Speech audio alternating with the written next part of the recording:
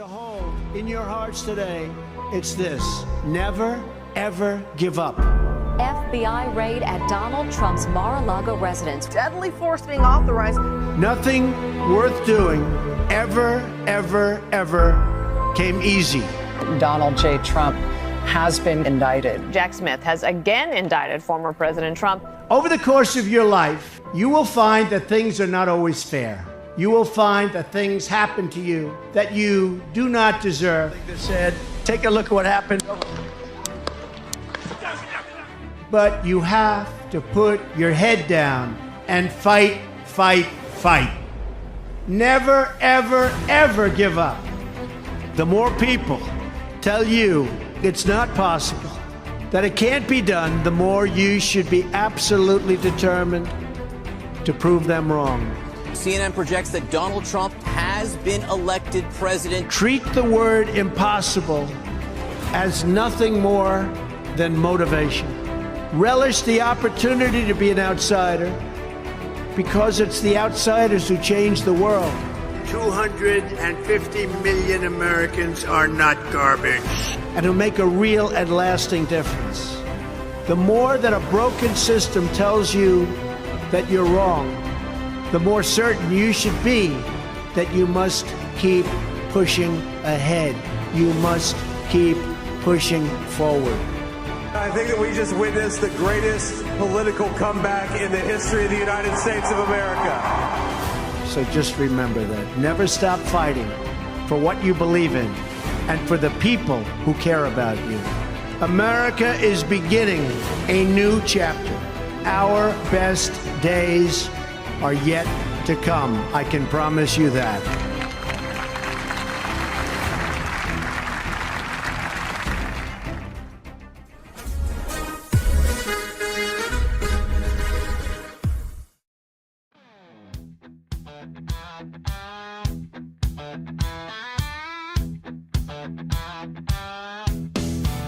There's a rumble in the distance, something stirring up the ground. Coffee shops and corner stores, people talking all around. But the words they're speaking softly got a weight that pulls you down. Something's moving through the grapevine, word by word from town to town. And they lean in close to tell you what they heard somebody say. But the truth gets bent and twisted as it travels on its way. Who do you trust? When the talk gets low, who do you trust? When the whispers grow in the halls of power where the secrets flow, who do you trust? Tell me who do you trust?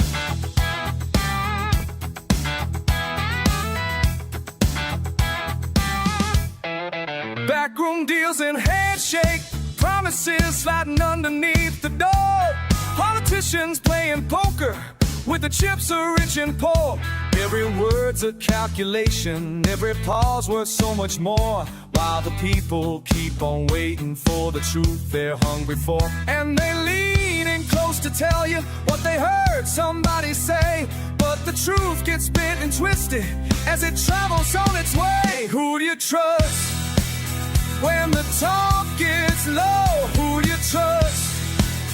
When the whispers grow in the halls of power where the secrets flow, do you trust? Tell me who do you trust?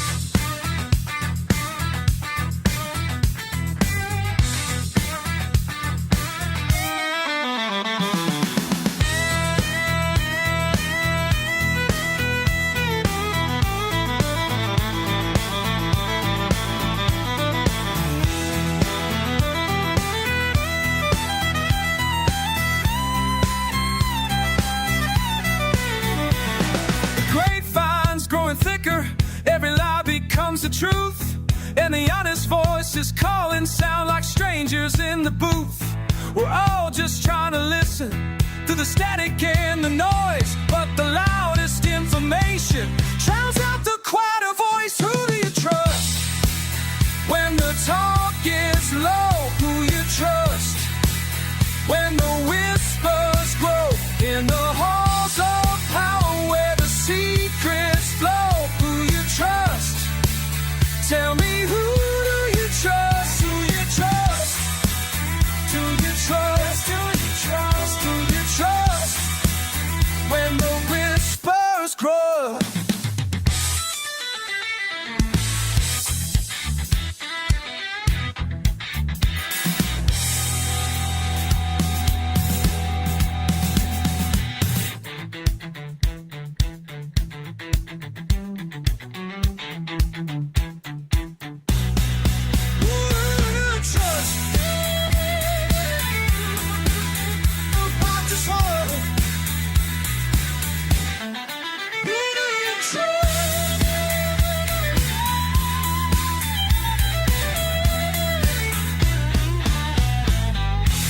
Good evening, everybody. Welcome back to the Political Theater, guys. I hope you guys had a good weekend. Thank you guys for being here. It is Monday. I'm Walter Kurt. Thank you guys for showing up. Make sure you guys share the link out and let everybody know that we are live. We got a ton to get through tonight. It is a huge show this evening.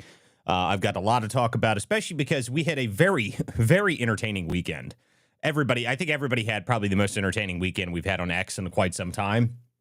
So obviously, if you don't know what the weekend was, let me say you were completely missing it. Maybe you actually did the proper thing and not look at your phone for the weekend. Maybe you did that. X released the feature where you can now see all of the country of origin of each of these accounts. And it has just been a bloodbath since then. I mean, it has been the most disgusting display of xenophobia, American chauvinism, American superiority. And I really love it. Keep it up. It's the best thing I've seen all week. It's fantastic. I want more of this, okay? I want the people that are not from America, when they talk about American politics, I want them to feel inferior because they are. That's how I want everybody to feel about it. If you're not from America and you want to talk about this country, look, you can have an opinion, but it's not important. I just want you to be aware of that. I mean, that's the way we need to look at this. So it's been very entertaining. Of course, the left somehow, they do this every time. You know, they somehow come up with this new narrative that all of MAGA is all fake. You know, so they went and found the big 4 accounts that they found. There's like four accounts that have like a couple 100,000 followers. And I went to each one of them. I've never seen any of these accounts before. They're like, oh, look, they're from Macedonia. I'm like, I've never even seen any of these accounts before. It's like an Ivanka News fan page or something like that. It's like, I don't know what these accounts are. But everybody else, that I've looked at so far, the other thing I've noticed is that there's quite a few people that were stoking the division within the right. They were all from, Eastern Europe or something like that. So that was pretty interesting. I found that pretty entertaining as well. So there was a number of accounts on both sides that were doing this. But the biggest thing to me, and everyone's going to fight about it, and they're going to claim one side's got more foreign bots than the other. That to me, none of that's really relevant. To me, I just want to get it to the point where everybody understands that when you're talking back and forth with each other, that there's actually a lot of Americans that you're disagreeing with. Because there are plenty of foreign influence bots, right? I know that's going to be the case, but the reality is that the majority of them are actually just other Americans that you're arguing with. So I don't want anybody to be deceived to believe that there's like somehow it's only foreign bots that you're arguing with. No, it's not. Okay, no, it's not. You are arguing with Americans. Okay, some Americans just simply disagree with you, and they're not paid shills or something like that. I mean, it's ridiculous. There's also the story that came out that the DHS account, they claim there's some video was created, and they put it out there saying that the DHS account showed that it was in Israel. That was fake. Okay, like you pathetic people, that was so fake. Everything about it was fake. Nikita Bear, the head engineer for X, he put it out. He said none of the gray checkmark accounts ever displayed a location. Okay, none of them displayed location. It was intentionally done like that because they didn't want to have it set it up. They said something about it needs to be worried about for terrorism. Though I'm not really sure why that matters. But regardless, his comment was that none of the gray checkmark accounts on X ever displayed location at any point. So that video was fake. But of course, they put it out everywhere and it became super viral. And oh my God, DHS is based in Israel, which is retarded. I mean, why would that even matter? Like, I mean, so stupid. An X account is not where the policy of the company is made, people. I mean, I just hope that you're aware of that. Like any X account is not, DHS's headquarters. I mean, I don't know how to explain that to people, even if it was even though it's completely fake. Just think about that for a minute. Okay. So anyway, that was the big story of the weekend, obviously. Very entertaining. I would love for anybody in the show, if you guys are listening on Rumble, Substack, Spaces, or wherever you guys may be listening, please post your favorite finds of the foreign people that we found. I think my favorite was Alex Cole. And he's just going around pretending that it's not a thing, by the way. I love this. I don't know if you guys knew who Alex Cole is, but he's this big left-wing account. He's always ranting about the president. But he's just pretending it's not happening. It's the weirdest thing in the world. Like, you go to his profile, he's still talking about it. He's still talking about, the commander-in-chief is not fit for office. Like, you're a bohemian dude living in Canada. Why do we care what you think about the commander-in-chief? I'm sorry, just stop. Just stop. I mean, I don't understand why anyone would care about your opinion if you're a bohemian living in Canada. So some of them are just ignoring it. Some of them are continuing along the path of And then there's others that have actually just accepted it and deleted their entire accounts, which is hysterical. Now, someone told me they had some numbers on this, that apparently 1.1 million accounts have deactivated since this happened. I have not seen that. So I don't know where that came from. But if anybody has any real data on that, please let me know, because that is reasonably interesting. I don't know where that number came from. But if that is the case, that's kind of good. I mean, I just want people to go back to realizing that, sometimes when you're arguing with people, they are just Americans and they are just arguing with you because they disagree with you. I mean, we live in a big country and a lot of us disagree on a lot of things. So, at some point, that's going to be what the result of this is going to be, which is why I like it so much. It's probably one of the best things they've ever done. And the only people I see complaining about it, by the way, are the people from outside of America, which I find hilarious. Like, sorry, I don't care. American supremacy is the best one. Like, there was a great meme that someone put out, like when this happened, and it showed American users, and it was just like aristocrats standing on top of a balcony looking out. They're like, oh, yes, the rest of X. You poor, insignificant souls. And it was fantastic, okay? Like, that's the way I want it to be, specifically for American political space, okay? If you're from another country, I have no problem of discussing with you or you having a space on X, but that doesn't mean you get to rant about American politics all day long as if you're an American. That's the problem. I mean, that's the real issue with it. I can't have it. You can't sit there and tell everybody that you're a proud Democrat from Kenya. I mean, did you guys see that one? That was Ron Smith, by the way. Ron Smith's the account. It's a big left-wing account. And, it says, proud Democrat voted the blah, blah, blah. I mean, it's, from Kenya. So, I don't have time for that. My personal favorite was the Israel Exposed account that turned out to be based out of Saudi Arabia. Yeah. I mean, there's a bunch of them like that. Okay. There's a bunch of accounts that they have a lot. I found a lot of the Palestinian accounts, a lot of the pro-Pally accounts aren't based in Palestine. They're all based in, like, Eastern Europe or, the UK. I also found out, so what everyone else was doing, everyone else is going around looking specifically for foreign influence on all the big accounts. What I did find more interesting is going to, when you have a big political post, so when there's a big political post about American politics, going into that and looking to see what exactly, what the comment sections are, who's commenting the most. And what I found, about 70% of the time, the most comments that were on these big posts were dissenting comments, especially if it was like a pro right-wing account or something like that. The dissenting comments are all from the UK.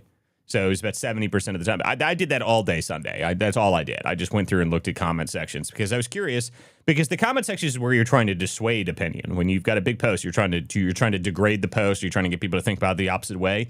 So I went and looked, and the UK apparently has a lot to say about American politics. And for those who don't know much about the information space, the information war, there's a big post I put out, a big thread I put out a couple months ago about the Disarm Network, the Disarm framework. And most of that framework was co-opted and moved to the UK. So, it appears to me that the United Kingdom still wants to have a large sway over top of information in the United States, even though we're not allowing them to anymore. So looks to me like they're still trying to do that, but oh well. But anyway, so that was the over the weekend stuff. That was great. I loved that. I had a whole lot of fun with it. Everyone was being very, very, very xenophobic. Keep it up. Okay. Listen, for American political discussion, I have no interest in your opinion if you're from Kenya. Okay. Get the fuck over it. I mean, I don't care. Your Kenyan opinion is not important. Okay. Yes. What's up, Jack Tron? I said, I think Matt Walsh said it best. It was just, if I don't care, if you're not American, we don't care about what your opinion is on our culture, our politics, or our elections. Yeah, I mean, that's exactly right. I mean, it's not like it's not like I'm sitting here saying that I don't want anybody that's on this app from another country to have a discussion. I've got no problem with that. In fact, you can even discuss American politics if you are directly talking about it from your perspective, from your country on American politics. That's fine.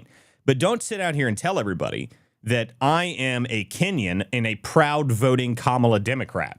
No, you're not. It's just dishonest. Like, no one wants to hear your shit. Okay, like if you're gonna sit here and lie about who you are and try and sway people one way or the other, that's just dishonest, and that's not gonna fly. But okay, guys. Alex Cole was saying, like, don't blame me. I voted for the black. Yeah, that's exactly, like, he's been saying that for months, and he's not an American. He's actually not even a Canadian. He's a Bohemian. So, it's all a joke. I mean, it's just a complete nonsense. Like, this is the problem. It's the people that are intentionally trying to. I love the Democrats are saying all these MAGA accounts are all based in Macedonia or something. Well, but that's the accounts that are doing that. They're not people. That's what I noticed. The ones that are doing that, they're like commentary accounts or news accounts or something accounts. Like they're not people claiming to be a person. They're either a kind of a generic kind of organization. It seems to me like the big accounts that they're talking about like that, guys, people will make accounts in any sort of way so that they can try and get onto the monetization game. Sure, it's wherever the engagement is that they're going to create that stuff. So I'm not surprised by seeing some accounts based all over the place, especially if they have something to do with, American politics and they think they can glom onto it on the political spectrum on X, because that's a huge space on X. So I'm not really too concerned about it, to be honest with you. I'm just very much looking forward to the point where we get to the point where everybody realizes that there are a significant amount of people online that you're arguing with that are just Americans, that are based in America, and you can claim that they're foreign bots all you want, but now you have proof of whether or not they are. So I'm looking forward to that. That's going to be great. That'll probably happen in the next week or two when people finally filter that all out. And then everyone will come up with another reason. But my favorite argument that I've seen so far on this actually was that, and I actually brought this up first, and I'd like to point this out, that we were all talking about whether or not we had a real. We were all worried about foreign influence, but we haven't even talked about the influence of Android peasantry. Okay, so if you're using an Android, now we know. Okay, so you peasants that are using Androids, we are aware of who you are now. So we need to make sure that you guys are understanding that your influence is going to be degraded significantly very soon. Okay, so all users of Android, just be aware that we know. Okay, so anyway. Anyhow, guys, thanks, guys, for showing up this evening. This is the Political Theater. Guys, come on. If you guys want to join the show, you are welcome to do so now. You can request to come up. Well, go to x.com, go to @WCDispatch, and the space is live, so you can go up there. So, guys, we have a ton of stuff to get through this evening, ton of content to get through. The number one thing we need to talk about, obviously, is the James Comey and Letitia James cases. That's the first thing I want to go through, and then I want to go through the Seditious 6, which is the information that came out about. We're going to talk about the Muslim Brotherhood. Yeah. I've got 5 big stories we got to get through. So let's get through the first couple here. So we need to get through this big stuff with James Comey and Letitia James. So, Clinton activist judge dismisses the case without prejudice. So listen, guys. I want everyone to realize this. This case was dismissed without prejudice is the number one thing. So everyone claiming that this is over, you're wrong. Okay, without prejudice means they can bring the charges again. But more importantly, now the Comey one, they're trying to claim his at least his attorneys are trying to claim that they can't bring them again because he would have been outside the statute of limitations. Listen, guys, I don't care. Yes, Mr. Colton, Ron Smith was based in Kenya. Yeah, that is one of my favorite ones. He's the proud Democrat based in Kenya. Anyway, so back on Comey here. So Comey in this, everyone's worried about whether or not the case is going to move forward. I want you to remember that every time that the Democrats, one of these activist judges does this, when they bring a case and they always overturn it. When you go up to the higher courts, go look at the win rate for the Trump administration when they get to the higher courts. Okay, that's all you have to look at. Just go look at the win rates. 92% chance it'll be overturned. Okay, so the Democrats out here declaring victory. Oh, they've got him. He's fine. Everything's going to be fine. No, guys, shut up. Okay, it's just another activist judge. It's just another activist judge that wanted to throw the case out. It'll get appealed at the higher court, and it'll probably overturn it. Okay, even if they don't overturn it, it's not without prejudice. Now, Comey's indictment's a bit more complicated, but James isn't getting away with anything. So I'm really not too concerned about this. I'll wait until I see what happens, because the argument by the judge, by the way, is kind of ludicrous. They're claiming that Halligan's appointment was an unlawful appointment, so that's why they threw the case out, and nothing to do with anything else. Nothing to do with the actual merits of the case. None of that. They just removed Halligan, or the district judge claims that Halligan wasn't appointed properly, so that's how they removed her, and they claimed everything that she did was unlawful. Well, I guarantee you that's not going to work. Okay, that's just not going to happen. Okay, I'm not even sure this is accurate, to be honest with you. Her interim appointment exceeded the 120-day limit for the acting U.S. attorneys. Didn't they just put her in there? Didn't they remove somebody and then just put somebody in there? Like, if I'm not mistaken, there was not 120 days between the time that Halligan replaced the person they put in there, because they fired somebody, then they put Halligan in there. Unless they're talking about the person that was in there prior, that her replacing her would have taken the 120 days. I don't know exactly how that works, because I know Halligan wasn't in there 120 days. There was not 120 days from the day that they removed that U.S. attorney from the Virginia Post and then put Halligan in there, because that was the whole purpose of putting Halligan in there. So I'm going to have to personally go through and read the entire way that this was removed, how she was given this, because it doesn't make much sense to me. But if anybody has comments on that specifically, my only comment specifically here is we have a 92% win rate when we get to the higher courts, people. So I don't really pay attention to the district judges anymore. Now, whether or not the Trump administration is, I'm sure they're frustrated by it, but I've already seen that they've appealed it. So, I don't pay a whole lot of attention to the district courts anymore because, again, if you guys go read the lawfare report that I have on my on WCDispatch.com, you can see that the amount of judges that were appointed by Biden and Obama make up 2/3 of the entire judiciary on the district level. You guys, if you go to my page, go to WCDispatch.com, you can read that report. I've got the details on how all of the appointments worked, how 2/3 of the district courts in the entire country are like that. Now, the advantage we have is that during Trump term 1, we actually appointed a lot of the federal higher courts. So we managed to win a lot when we get to the higher courts. Trump put in a ton of different higher court people in. So that actually, he managed to change the judiciary drastically in his first term. And good thing he did, because if he hadn't done the higher courts in district in his first term, we'd be screwed right now. I mean, we'd be having cases overturned constantly. But fortunately, we actually have a decent Supreme Court now, and we have a much stronger higher court. Now, the district courts are going to take a long time. The only way we'll be able to fix the district court problem, the only way we're going to be able to fix that is if J.D. Vance wins for two terms. That'll be the only way. I mean, if we don't manage to get J.D. Vance in, or if we don't get a Republican in and somehow maintain the Senate, guys, it's not going to happen. We're going to have district court problems for the next 20 years if we don't fix that problem. Hopefully we do.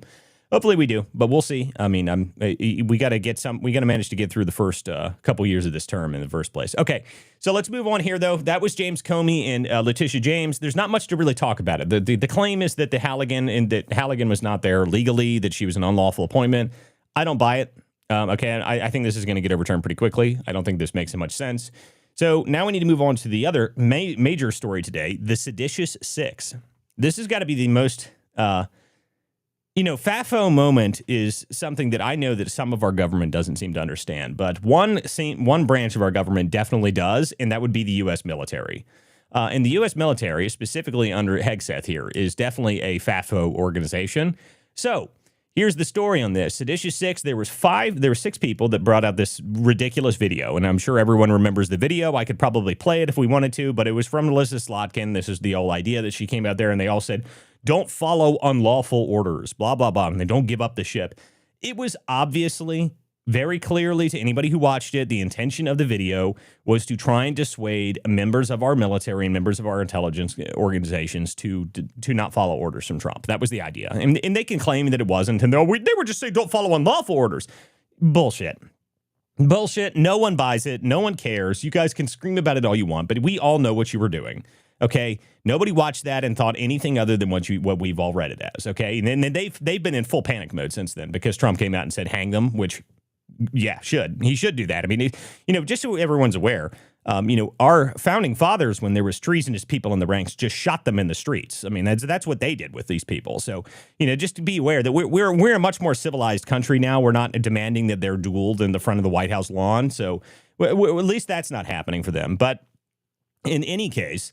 According to Pete Hegseth, the idea is that 5 out of those 6 people did not fall underneath military code of conduct. However, Senator Mark Kelly is a retired Navy officer, so he does follow under the USCMJ. So if the USCMJ is under and he broke that, he can be recalled and court-martialed. So that's being looked at currently.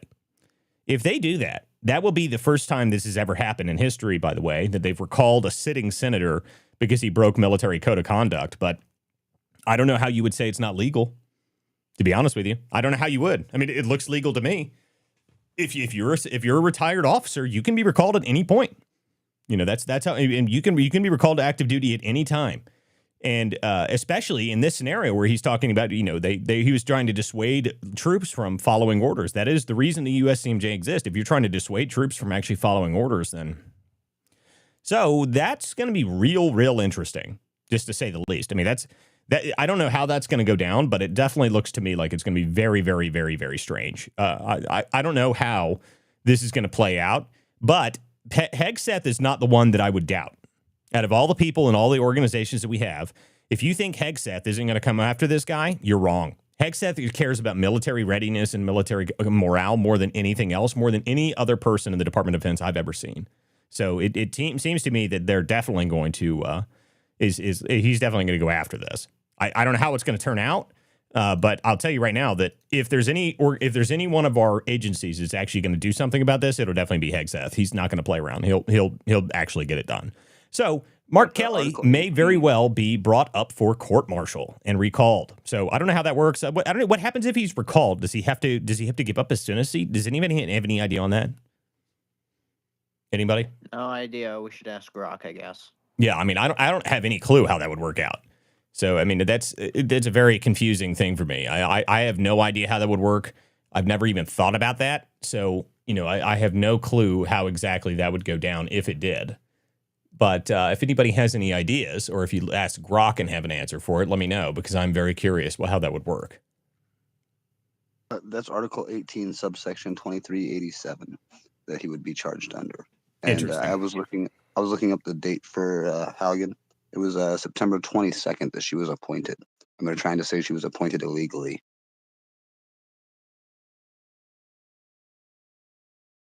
What was that date you said? September 22nd. Yeah, so that's what I was talking about. September 22nd, and the idea is that she was exceeding the time frame, is what I heard, that the 120 day had expired, but that's not 120 days, right? I mean, that's not. No, they're saying now they're pivoting to it was an illegal appointment because the prior Eric had been removed. Yeah, see, this is what I'm talking about. This is the kind of stuff that's going to get thrown out on appeal. It just doesn't make any sense. It just doesn't make any sense. So this is the whole point. I didn't buy it at first because I read that, and I was like, well, what are you talking about? She wasn't there 120 days. They literally removed her. They literally stuck her in there like right before the indictment went in there. So I didn't buy the whole 120-day thing. So now they're pivoting to something else. This is what I'm talking about. This is how you know it's an activist decision. It's an activist judge. It doesn't make any sense. I just don't buy it. I think it's going to get thrown out on appeal. I think it'll probably be the same sort of deal with the rest of these district court rulings.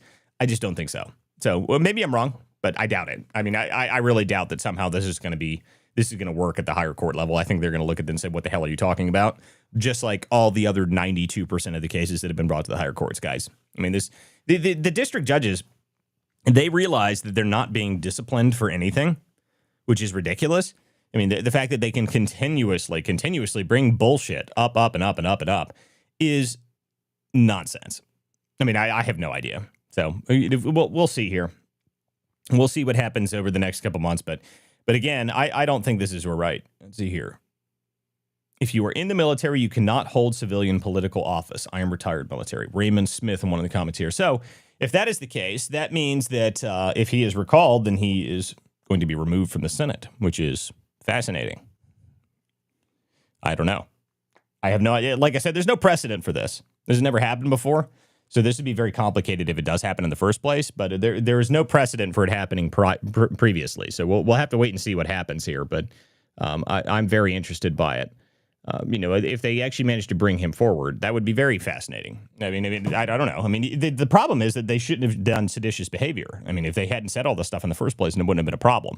But they did it anyway, and now we'll have to see what happens. I mean, you can't go out there and try and dissuade troops from, following orders or even doing anything. So, and the biggest comment, guys, is that, orders are presumed to be lawful. So that's the biggest problem with this. But that's the Seditious 6 story and the possibility of court-martial for Senator Kelly. So we'll have to wait and see what happens with that, because that's going to be very interesting no matter how it plays out. Let's see here. We had somebody join the show. Yeah, Jared. What's up, Jared? Hey, what's up, Walter? Good to see you again. Happy Thanksgiving week, everyone. So another busy news week to start the week for sure. So the Comey in the James indictment, I predicted it. I was in conversations. I was actually talking with our friend Maine the other day about it in another space, and I thought the case would be dropped because it was selective prosecution, or legal terms, vindictive prosecution.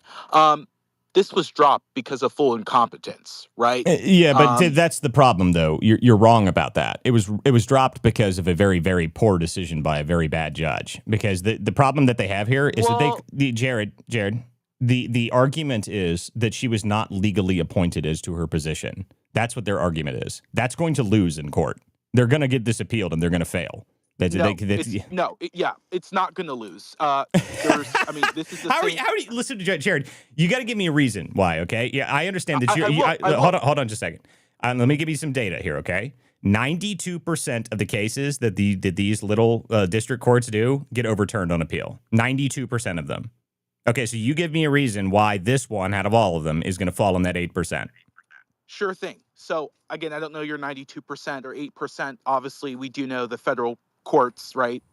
U.S. attorneys have like a 96% of a conviction rate. So I think that trumps whatever you just said. But here's one thing, right? You're right. District courts, a lot of district court judges put their head in the sands, right, with the complexity of the case. We're not talking about the case, right? We're not talking about anything that happened, the grand jury, any indictments. The truth is, Halligan put her name on an indictment. She put her name on it, and she was a fake prosecutor. This is what I'm talking about. This is what I'm talking about, Jared. Right. Jared, stop. Okay, this is what I'm talking about. This is what I'm talking about. You're claiming that she is illegally appointed. You have no basis for that. You don't have any basis for that at all. You can't claim that this person was illegally put into her position because you have no legal basis for saying that. The DOJ put her into her position, and they have appealed it. It's just like what they did with up there in New Jersey. They tried to get rid of what's her name. Okay, that failed. Alina Habba. Yeah, Alina Habba, and that failed. She's still in her position. That failed. So you can claim that she's there illegally, but that district court judge is not how they appoint judges. That is just not legally true. The DOJ is the one who appoints district attorneys. That is who puts district attorneys in there. So they removed a district attorney and they put a new one in there. So there's no way that they're going to claim that this is a legal appointment. That's not going to work. Okay, that's just not going to work. Another bad apple judge, though. Yeah, Walter. Again, we're just going to have to agree to disagree there. I'm talking on a legal basis only, Jared. Sure, just on a legal basis. Well. I am as well. So here's the reason why I think this is going to be upheld by the appellate court. It's because Donald Trump appointed, right? The Trump picked Halligan, right? He appointed her, and it was 128 days, right? That has since expired. Right? No, it has not. No, it hasn't, Jared. That's what I'm talking about. No, it did. Yes, it. No, it did. This is what we're talking about, Jared. Okay, this is where you're wrong. She was appointed September 22nd. Okay, you understand? September 20 days. That's not 120 days, man. But that's 61 days. All right. So the memo. All right, you guys are just gonna have to let me finish here. All right. So the memo. Right. Donald Trump sent a memo to Pam Bondi. They were in conversation. Again, we don't know that memo. It's not public record. But one thing is certain here, right? We're not talking about the case. We're talking about this is the same thing that happened with Donald Trump in the Mar-a-Lago case, right? It wasn't his case was dismissed about the hoarding of classified documents, showing it to a pool guy. This is okay, Jared. All right. So again, you're now changing the discussion here. No. Hold on. Just hold on. Okay, we can continue to have this conversation, but we're only going to be factual about this. The initial basis that they claimed was that Halligan was removed because she was there for 120 days and her expedition had expired. That is not true. Okay, that is not true at all. Okay, this September 22nd is the day that she was appointed. This judge is now claiming that she was here illegally. That's going to be overturned almost immediately. Okay, so now the only interesting question here is, by the way, and if you thought this was even remotely true, they would have dismissed these charges with prejudice. They didn't. Okay, so they didn't dismiss them with prejudice. Otherwise, this would have been a lot more. If you would have had a lot more interesting part about this if this was dismissed with prejudice. They didn't dismiss them with prejudice. Correct. No, well, that's not the reason why. It's based on the prosecutor. And by the way, again, and this is where you're wrong. Okay, your claim is that the prosecutor was appointed illegally. That's just not true. So the judge has no basis for that. The judge doesn't have a basis to claim that this prosecutor was placed here illegally because the judge is claiming that only district courts can appoint that prosecutor. That's not true either. So none of that is true. So again, we will have to wait and see how the appeal plays out. But again, my argument is 92% of all appeals that the Trump administration has had to do against these ridiculous judges in district courts has been won. 92%. That's a win Walter, rate of 92%. I don't know why you keep repeating a lone fact. That's like me saying just because someone got charged federally, they're going to be convicted because there's a 96%. No, it's not what I said, Jared. So, that's not what I said. That is exactly no, what it's you just no, said. it is. Jared, shut the hell up and listen to me, okay? You want to come up here and argue with me, that's fine, but don't try and put shit in my mouth. That's not what I said, okay? I said 92% win rate when they go up from the district courts. 92% when they have to appeal. That is a fact, okay? You can go look and pull the numbers yourself, but I already have. Feel free to go look it up. Every time that the Trump administration has to appeal a district court decision, they have a 92% win rate when they get up to the higher courts. 92%. So you have an 8% chance that you're right. Okay, I'm going to go with my 92% chance. You can go with the 8%. That's fine. But you're probably 8%, or you have an 8% chance of being right. Okay, that's all I'm saying. Okay, we've got other people here. So let's say here, we brought up Crow and Nation and Jacktron. You have your hand up. You can go ahead whenever, Jacktron. I was just going to say that according to Grok, no, Mark Kelly would not have to give up his Senate seat. Interesting. I'm not sure how that would work, though, because this is, I mean, that was a comment by somebody else, but I don't know. I have no idea. That's a very unique scenario specifically on that, because if Kelly is a Senate senator and they recall him to the military, I don't know. So that's according to Grok, though. So that's a very interesting case. That's going to be very strange how they pull that forward. But, I hope they court-martial him. That'd be great. Maybe he'll get to spend the next 50 years in military prison. That'll be hilarious. So, this whole problem with these people, you should have just shut up about it. That's what the Democrats should have done. They should have come out and said, no, we're sorry, we shouldn't have done that. But they didn't. They decided, well, we didn't do anything wrong. God almighty, you people are insufferable. You're insufferable. You're completely insufferable. You should have not done it in the first place. And then you double down and say, we didn't do anything. And then you claim that the president is calling for your execution. No, he's not. I mean, he's not. That's not what he's saying. He's saying that if you commit treason and sedition, that is a capital punishment offense. I mean, the problem is that again, I've been talking about this for a couple of days now. They don't understand that a lot of people would say, yes, do that. They don't get it. They have no idea how pissed off people are, these people. They're completely clueless. They have no clue what's going on there. They have no idea what's going on there. Okay, let's see. We're trying to bring somebody else back up here. But we'll have to wait and see how that actually plays out. Yes, go ahead. Yeah, so what part of the Democrat order, you can quote it back to me if you have it in front of you right now, but what part of that order is illegal?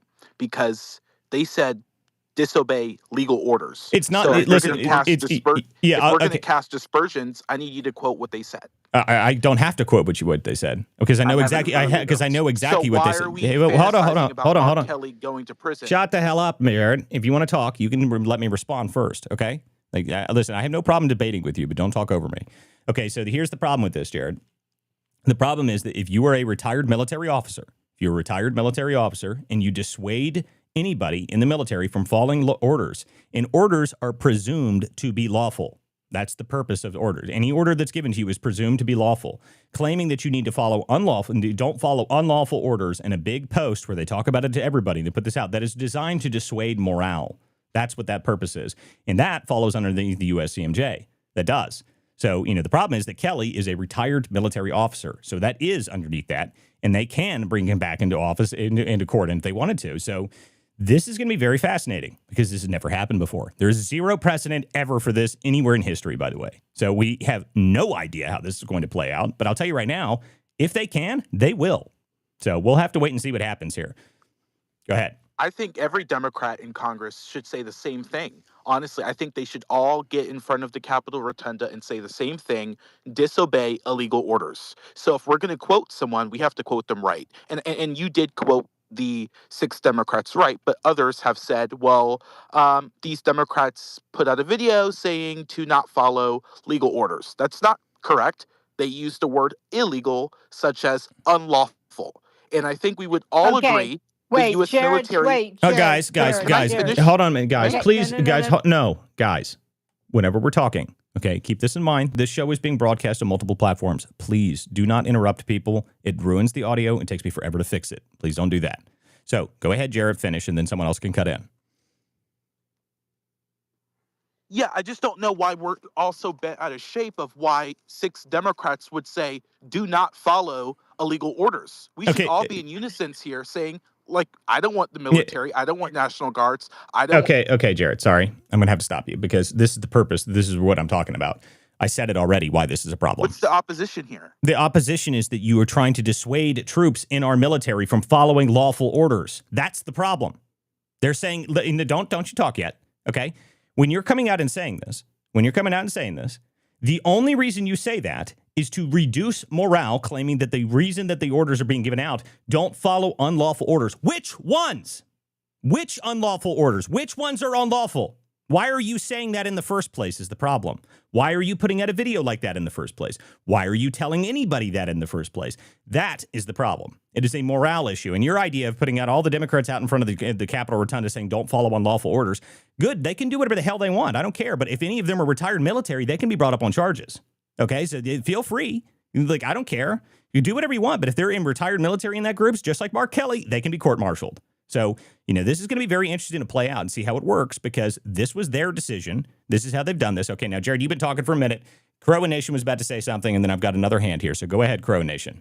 Okay, the problem you got, Jared, with the Democrats right now is that they have never, ever accepted the President of the United States as a lawful elected president that we elected, okay? And so any order he makes, they're going to construe it as being an illegal order because they do not recognize Donald Trump as the president of the United States. And they have made that crystal clear beyond a shadow of a doubt since day one. And that's the problem. They're doing everything that they can to subvert his power and to subvert his office. They don't even call him President Trump. They call him Donald Trump. No, that's not how you do things. You refer to the president as the President of the United States as President Trump. Just like when President Obama was president, I called him President Obama, even though I knew damn well there was a lot of dubious crap going on in the 2012 election. I still respected the office. And that is the problem you have right now, is that the Democrat Party and a lot of the rhinos do not respect the office because they don't like the man. And you know what? Donald Trump did not run to be your prom date. He ran to be your president. And you know what? You're not going to like everything he said. And if you ever study any of the presidents, you're going to find 99.9% of those presidents, you're not going to like them as people. But strong men make strong decisions and strong enemies. And that is the problem with that video. They have been trying to subvert his power since the beginning, and it's got to stop. Do you understand? It's got to stop. And Jared, it has to stop with you. You've got to stop. Listen, guys, trying to convince people that they need to stop somehow. Like, I mean, guys, dissenting opinions in the political space is a lot different than sitting out there and claiming that you're a former military officer and telling people don't follow unlawful orders. And in fact, I will remind people that these comments are actually a lot lesser than the other guy that came out. This is Ojeda that came out that said this. And he was saying that, he was calling Trump a dictator and a communist and all sorts of other crazy crap. Like, that was worse. Ojeda should probably be brought up on USCMJ charges right away. That's a whole different scenario. That's actually far worse than what the Democrats did in the Slotkin video. So that's another scenario. That is crazy. What is? Yeah, that is actually crazy. What you just, I actually heard that the other day. I just didn't have time to research it. But Walter, what did you think of, I don't know if you have Truth Social, but the other day, Donald Trump reposted something saying George Washington would hang them. Yes, he would have. What do you mean? What do you think he meant by that? What's the full context there? George Washington would have hung them because he would have. George Washington would have had them shot in the front of the White House lawn. Hey, Walter, can I speak now? Yeah. Hold on a minute. Jared, go ahead, Paul. Yeah. I listened to the Rob Boehner show earlier, and he talked about this subject. You can imagine his position. And there are several problems with the video. First of all, these people are not in the line of command. They have no authority to say these things.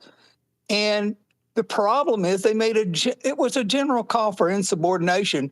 They were stating, don't follow the commands if you think they're illegal, without stating any specifics. They also stated, we have your backs. I mean, they have no authority to do this. And if you read the statute, and Pepe read us the statute the other night, it's clearly it's sedition in my mind. And further, it's a seditious conspiracy among those 6. So I don't know how it will go, but I think the Department of War has a good case, and I hope Pete Hegseth pushes it to the max. Well, listen, Pete Hegseth is going to. So this is why I say this is going to be very interesting, because this is going to play out. Okay, like no matter how you think about it, it's going to play out. Somehow this is going to be played out some way. And going back to the comment that you were talking about before, Jared, listen to me. If this happened in George Washington's time, all 6 of those senators probably would have been hung in the front of the White House lawn. Okay, like let's not be funny here. Like, are you kidding me? Are you joking? 200 years ago, if you called for insubordination, our leaders would have shot you in the street. Okay. Let's not be stupid here. Let's not pretend that as if in George Washington's time, as if our previous leaders were somehow going to cower because people told them to follow unlawful orders. You would have been hung in the front of the White House lawn. Okay, like don't be coy. Like, are you kidding? Like what are you talking about? You lived. That's a completely different time zone. George Washington would have 100% done that. Okay, if any of his senators, any of the people in his government had called for following unlawful orders, and when he had done nothing unlawful, he would have claimed that's sedition. He had his shot right away. Okay, so let's not pretend as if this is not something that's true. That is true. Okay, that's just a hysterical concept. I'm just saying. Yeah, I'm not pretending. I'm just saying the fact that in this time in America, that Trump would, like, he thought that needed to be out there, right? We'll see where it goes. So, like, I know you guys think there's crimes there at play that especially point person Senator Kelly has done. When do you guys think Pam Bondi and Pete Hegseth will indict? Yeah, that's nothing to do with Pam Bondi, buddy. That's entirely military courts. Yeah, Walter, okay, fair. Can I say something, Walter? What do you think the timeline is when they will be charged? Who knows on that, dude? Like I said, that's a completely new and unprecedented thing that would be happening, Jared. So we actually have no clue. This has never happened before. Okay, this has never happened before in history. Would I be disappointed if they're not brought on charges? I mean, listen to me again, Jared. I have no idea what's going to happen here. Okay, this is a military court matter. So you don't know what's going to happen here. I don't know what's going to happen here. This has never happened before. So I have no clue. Hold on a minute, Paul. I don't know what this means, how this would actually play out, because military courts operate on a completely different scenario. How it gets charged, what gets happened. They would have to, one, recall him to service and then bring him into court martial if they were going to. There might be other, but they also said something about administrative problems for it. So who knows? Okay, again, completely new precedent, never happened before, never been done before, never even discussed before. No one, and I mean nobody, has any idea how this would play out. So if you think you've got the answer, you're wrong, because I don't have the answer either. I'm very interested because this is new. Okay, this is, again, something that has never happened before. There is zero precedent for it. So we'll have to just wait and see how it plays out. Now, Paul, you've been trying to get in here. What's up, Paul? Yeah. As you stated, you're former military, Walter. I don't think people understand. I'm not former military. Be very clear here. I am not former military, guys. Well, anyway, but you know how the military works. But people don't understand. It has nothing to do with the DOJ or Trump. It has to do with Pete Hegseth, the Department of War, and they can't let this stand. They had no choice but to move forward. They can't let the precedent stand of someone that's a former military officer saying these things. That's just the way it works. I don't know how it will end and what will happen, but the Department of War had no choice but to investigate this and see where it goes. Yeah, well, the bigger one, to be honest with you, the Mark Kelly one is bad, but the Ojeda one is actually even worse. So I hope that one gets a lot of attention, because Ojeda is far worse. Okay, like what he said is directly calling for insubordination. Like, I mean, it's not even like ambiguous like it is for these other ones. Okay, it's not even remotely ambiguous. Like, if you haven't listened to Ojeda, what he had to say, he was sitting out there calling Trump a communist, an authoritarian, that he was unlawfully put in this position in the first place. He was directly calling for it. So Ojeda should be brought up on charges today. I mean, like that's, and I don't think anybody could argue that, but it hasn't got a bunch of attention because it wasn't this big viral video. But I think that we need to set the precedent across everything. It can't be done across just one. If we're going to say that you can't say this sort of stuff, we need to make sure that those examples are set and start with Ojeda because that'll be a lot easier. Go ahead, Keymaker. Yeah, I agree. I agree completely. And I think the biggest one with the Mark Kelly is that he in his position being retired and stuff like that, and now there's some ambiguity. And I said it immediately after watching the video. I was like, I love the Democrats because they know how to go right up to the line, and it's clearly illegal if they cross it, and they just tap dance all over it. Right? I still believe that for him, there's going to be something happening. For the other people, I don't believe there's anything that can happen. I think that's well within free speech. Now, Ojeda, I don't know why he's not arrested already, right? Yeah. Because if you watch that video, that is very, very clear that he crossed that line. And I know that, people will say there's maybe some ambiguity there. Well, listen to Ojeda's, there is none. I don't see it at all. Like, at least with the other ones, they can say, well, I didn't say that. There isn't this inference that you're saying. In Ojeda's, he tells you what his inference is. He says it in English. You know what I mean? Like, it's very clear what his, what his intentions were behind it. But I think it's amazing to watch this happening like right now because, and I keep saying this, and I want everybody to just chill out when I say this, right? Except obviously, Jared, you might not. It's 1,152 days left. That's a lot of days. That's 1,152 more days we got of President Trump. And that's what these people are afraid of because it could happen at any time. And they're terrified that the hammer might come down on them, right? So, with a little bit of levity, but me, Walter. So guys, I love it. Well, so by the way, guys, this is the comments from Ojeda. So if you guys are not aware what we're talking about, this one did not get nearly as much attention as the Slotkin video, but just listen to this, okay? And this is the guy this is a real problem. What's up, everybody? Major retired Richard Ojeda here. And as a former leader who spent 24 years in service to this country, I think it's important to remind everyone that we teach our soldiers, sailors, airmen, Marines, Space Guardians, Coast Guardsmen, and members of our National Guard that if they are ever given an order that is unlawful, illegal, or immoral, it is their duty to refuse those orders. This isn't rocket science. We have a wannabe dictator in office that thinks that anyone who doesn't agree with his cruel and evil ways should somehow be prosecuted or sentenced to death. This is what happens when we elevate a criminal to the highest office in the land. Donald Trump is literally calling for the executions of elected officials because they are reminding our military that they have a choice to oppose cruelty. Our country deserves better than a wannabe dictator. Remember your oaths. Sappers clear the way, airborne all the way.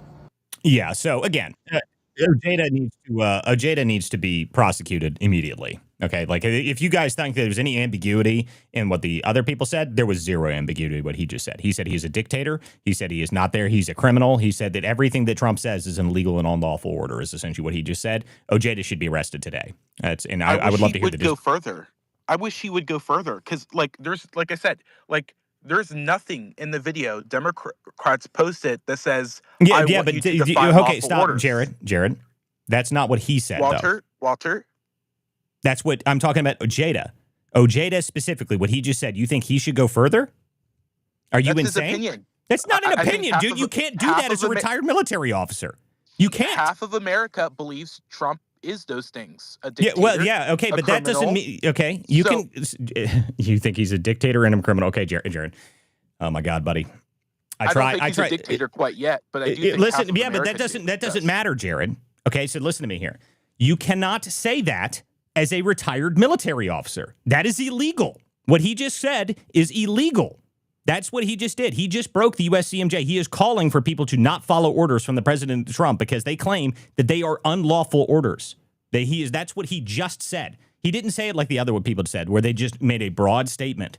That was a direct statement. Trump is a criminal and a dictator, and you shouldn't follow his orders, what he just said. So again, Ojeda, you think he should... You see what my argument is here? Is he in the... I'm sorry. Honestly, forgive my ignorance. I don't even know who this person is. Yeah, so that's what I'm saying. Is this person in the military? Yes, he's retired military. Retired. Okay. So retired military still follows under USCMJ button. Fair enough, but there's other law. Okay, he's not currently in the U.S. military. Retired? He has the right. No, he doesn't. No, listen. Okay. No, he doesn't. So, he does not. As a retired military officer, you cannot say these things that he just said. so That we is can illegal. tamp down on his freedom of speech. Is that what I'm hearing? Dude, are you unfamiliar with how the military operates? You don't have free speech in the military. It doesn't work like that. If you're in the military, And you it all say, comes from, and it all comes from. Let me explain it. It all comes from, and I talk to a lot of my military friends. We have this discussion, right? Like the military, right? The birth date is 1775. This is a very important thing to understand. The UCMJ is there before this nation even existed. The idea of having soldiers and discipline and all of this, what he's doing is directly against what he was told while he was in the military. A lot of soldiers can have opinions, right? Like that's not the problem. But he's retired now. Am I saying he should go to prison or something and we should take his free speech away? No. But if you're retired and you're receiving a pension from the military, maybe you should be brought back to active duty, and maybe you should sit in front of military people and explain to those people that wear the same uniform as you why you ran your mouth that way. That's all I'm asking for right now. But again, I don't know what listen, the penalty guys, should be. Listen to me, guys, and we're not going to argue about this because this one specifically, you can argue the Slotkin one was ambiguous. They said, just don't follow this. That's not what this guy said. Okay, this guy directly called for sedition. Okay, so he directly called for it, and he should immediately be charged. Ojeda should be in prison today. Okay, that's my thought on it. Ojeda, this one didn't get nearly as much attention. He obviously did it just for clicks and attention. It's the only reason he did it in the first place because he's running for Congress. Ojeda's running for Congress. That's the only reason he did it. Okay, but that was a stupid thing to do. Okay, you can't go out there and tell everybody, as a former military officer, don't follow orders because the guy that is in charge is a criminal and a dictator. Okay, you can't do that. That's illegal. Okay, like that is directly illegal. The other one, you can claim whatever you want. You can say, well, maybe it's ambiguous, but that's not ambiguous. Okay, Ojeda should be arrested tomorrow. Okay, I've got some other people that want to come up here. Walter, to add to your point, though, direct quote from the Seditious Six. Right now, the threats to our Constitution aren't just coming from abroad, but from right here at home. That sentence in their little disobey orders thing makes it to where they're calling for direct disobeying, which is Article 18, subsection 2387, which is whoever with intent to interfere with, impair, or influence the loyalty, morale, or discipline of the military or naval forces of the United States advises, counsels, urges, or in any manner causes or attempts to cause insubordination, disloyalty, mutiny, or refusal of duty by any member of the military or naval forces of the United States, or distributes or attempts to distribute any written or printed matter which advises, counsels, or urges insubordination, disloyalty, mutiny, or refusal of duty by any member of the United States, shall be fined under this title or imprisoned not more than 10 years or both, and shall be ineligible for employment by the United States or any department or agency thereof for the 5 years following the conviction. Yeah, see, and this is what my point is, okay?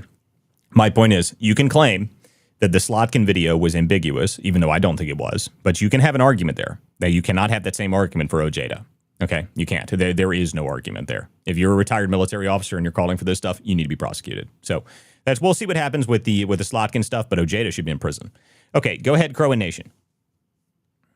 Also, the thing that you're failing to understand, Jared, is that the President of the United States is also the commander-in-chief.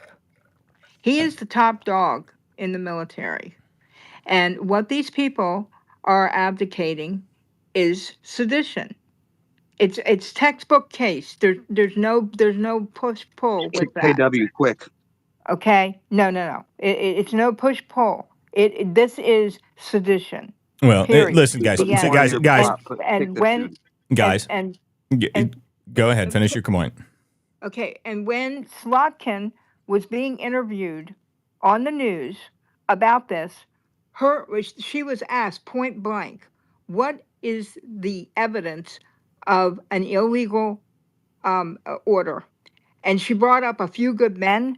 That's a work of fiction. That's not. Guys, someone's putting things up in the Jumbotron right now. Shut your mouth, you fucking queer nigger. Oh my God, you fucking obnoxious people! Like, get the hell out of here, buddy. Like, what are you coming in my show for this? For like, you're just gonna show up in here and be a little bastard? I mean, all right, sorry about that, guys. I'll get rid of this stuff here. Whatever the hell. Why do people do this? Like, I mean, it doesn't matter. I'll just delete it all. I'll grab co-host if you want and help you. Yeah, I can get rid of it. It only takes me a second here, but it's okay because we actually do need to move into a new. We needed to move on to a new segment What is this? Novik Garvak Rajam is a fat Muslim pedo. What the fuck? Like, what are you doing? Like, I don't understand this stuff. Like, why do you come in people's shows and put a bunch of random crap up in the top here?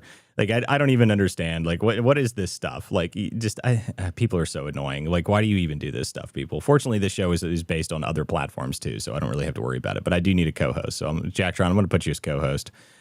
And Key Mavicker, I'll put you up as co-host as well, so I don't have to pay that much attention to this stuff. But anyway, that's okay, because we need to move on to a new topic anyway. So we actually have a lot of other stories to get through, guys. So, guys, if you're in here and you're just joining the show, this is the Political Theater. I'm Walter Kerr. Thank you guys for showing up here this evening. We were having a discussion on the Seditious Six and the Comey and Brennan, or sorry, not Comey and Brennan, Comey and James. The indictments that were being removed, that's probably not going to work out for them. We'll have to wait and see how it plays out at the end. But that's going to be having to wait to see how that plays out in court. And in terms of the Seditious Six stuff, again, this is going to be very interesting because there's zero precedent for this ever happening any time in history before. So we'll just have to wait and see how this plays out. So this is only going to be something that's going to be out in courts. Now, the sedition thing for Mark Kelly is the only one that's super interesting in there because the Mark Kelly stuff he's a retired military officer. So we'll have to wait and see what's going on. Again, I don't know how this is going to play out, but I do say that if you are a former military officer and you're a retired military officer, you are still subject to the USCMJ, and that is a completely different military code, and there's a completely different legal code. So, anybody who claims that this is not something this is going to happen, like if you're a sitting member of Congress and you're not a retired military officer, feel free, say whatever the hell you want, and like maybe you can't be charged and it's free speech. But if you're a former military officer and you're retired military and you're getting a pension from the military, not the same thing, buddy. Not the same thing. So we'll have to wait and see how that plays out. But okay, we've got a number of other stories to get through, though, guys. Thank you guys for showing up here. Make sure you guys share the link out. Thank you guys for being here on all the different platforms, Substack, Rumble, YouTube, Rive, wherever you guys may be listening. If you guys are listening to us on Apple or Spotify, make sure you guys leave us a review there. I really do appreciate that. Anyway, so now we need to move on to this next stuff here because we've got a couple other stories I really want to get through. So another big story today, Trump possibly moving to designate the Muslim Brotherhood as a terrorist organization. This is another big story here today. This is important. Now, if this actually does play out and they actually do this, this is something that a lot of people have been calling for. We need this. So the guys don't know what the Muslim Brotherhood is. The Muslim Brotherhood is a organization that operates as an international organization and has been linked to, Hamas and Hezbollah and a number of other radical extremist organizations. This is something that has happened for a long time. They're actually listed as a terrorist organization in many other Middle Eastern countries. So why they were never listed here has always been a kind of strange thing to people. Now, this actually follows almost, what was it, a week ago, where Greg Abbott said that he's going to start listing the CARE and Muslim Brotherhood as a terrorist organization in other countries. So that is interesting stuff. So this is a new story that came out today. Has it happened? They're talking about they're going to, but I haven't seen it yet. So I don't know what exactly the next step on this is, but I assume if it's coming out now that they're going to do this, that this is probably going to happen in the near future. Jack Tron, I know you've been trying to talk about this for a minute. So what do you have on this? All right, so hold on. Let me just finish removing these obnoxious things from the top. Yeah, I think they're all gone now. All right, so when it comes to the Muslim Brotherhood, it was started by two guys from this organization called the Islamic Association for Palestine. Walter, I did include in the files a clip of them talking about an infiltration plan. But if we want to, but I can go through with some of this. So it was started by a guy named Nihad Awad and Omar Ahmad. Awad was the public relations director for the Islamic Association of Palestine, like I said, an organization that was convicted of providing material support for terrorism in the United States and has since been dissolved. When he was there, Omar Ahmad was also its president. They were one of the three subsidiaries of the Palestine Committee aimed at supporting Hamas. So CARE co-founders were intimately tied with implicating these pro-Hamas IEP, which was under the Palestine Committee umbrella, which was formed by the Muslim Brotherhood to advance the cause of Hamas in the United States. I think, but there's more I could go into, but I think that for time's sake, we don't have to. That's enough for now. Okay. Yeah. Well, the biggest part about this is that the operation essentially operates as a front group for Western countries. That's what their claim is. So we'll have to see how this actually, the designation would change, and the sanctions on that would obviously be very different. So this is going to be very interesting how they list this, because as somebody pointed out in the comments, that only certain factions of it are listed like that in Egypt. So it's a broad definition of what it would actually be considered to be the entire organization of the Muslim Brotherhood. So we're going to have to wait and see how this plays out. But I think it is necessary at this point. I mean, the Muslim Brotherhood is not a nice organization. The people that run that organization in the United States, when October 7th happened, they were claiming that this is the greatest thing that ever happened. These people were cheering in the streets for it. So even their leaders were saying how great it was. So this is an organization that does not like Western values, does not like America. So anything that happens on this is a good thing in my eyes. So I think this is something that should have been done a long time ago. Yeah, and these people do have a lot of access. So the Obama administration legitimized CARE, which is the Council of American Islamic Relations, and would shield it. Meeting with them hundreds of times, John Brennan ordered the purge of biased training materials that portrayed Muslims in a negative light. Not just Obama, George W. Bush stood with Nihad Awad himself at a mosque a few days just after 9/11 in a press conference to condemn the rising anti-Muslim sentiment. And James Clapper, when he was Obama's DNI, famously labeled the Muslim Brotherhood as secular. Yeah, well, this is all. One of the things that Obama did when he came in is he changed a lot of the stuff that it was claiming that we were being Islamophobic because of September 11th. I don't think we were being Islamophobic when we were talking about September 11th. I think that was a ridiculous notion, but that's what Obama ran with. So, it did change a lot of the things, and they've allowed a lot more Muslims into the country since then. So I'm not really sure why we thought this was a good idea.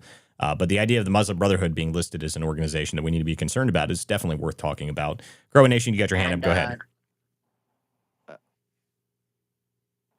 Go ahead, Jacktron.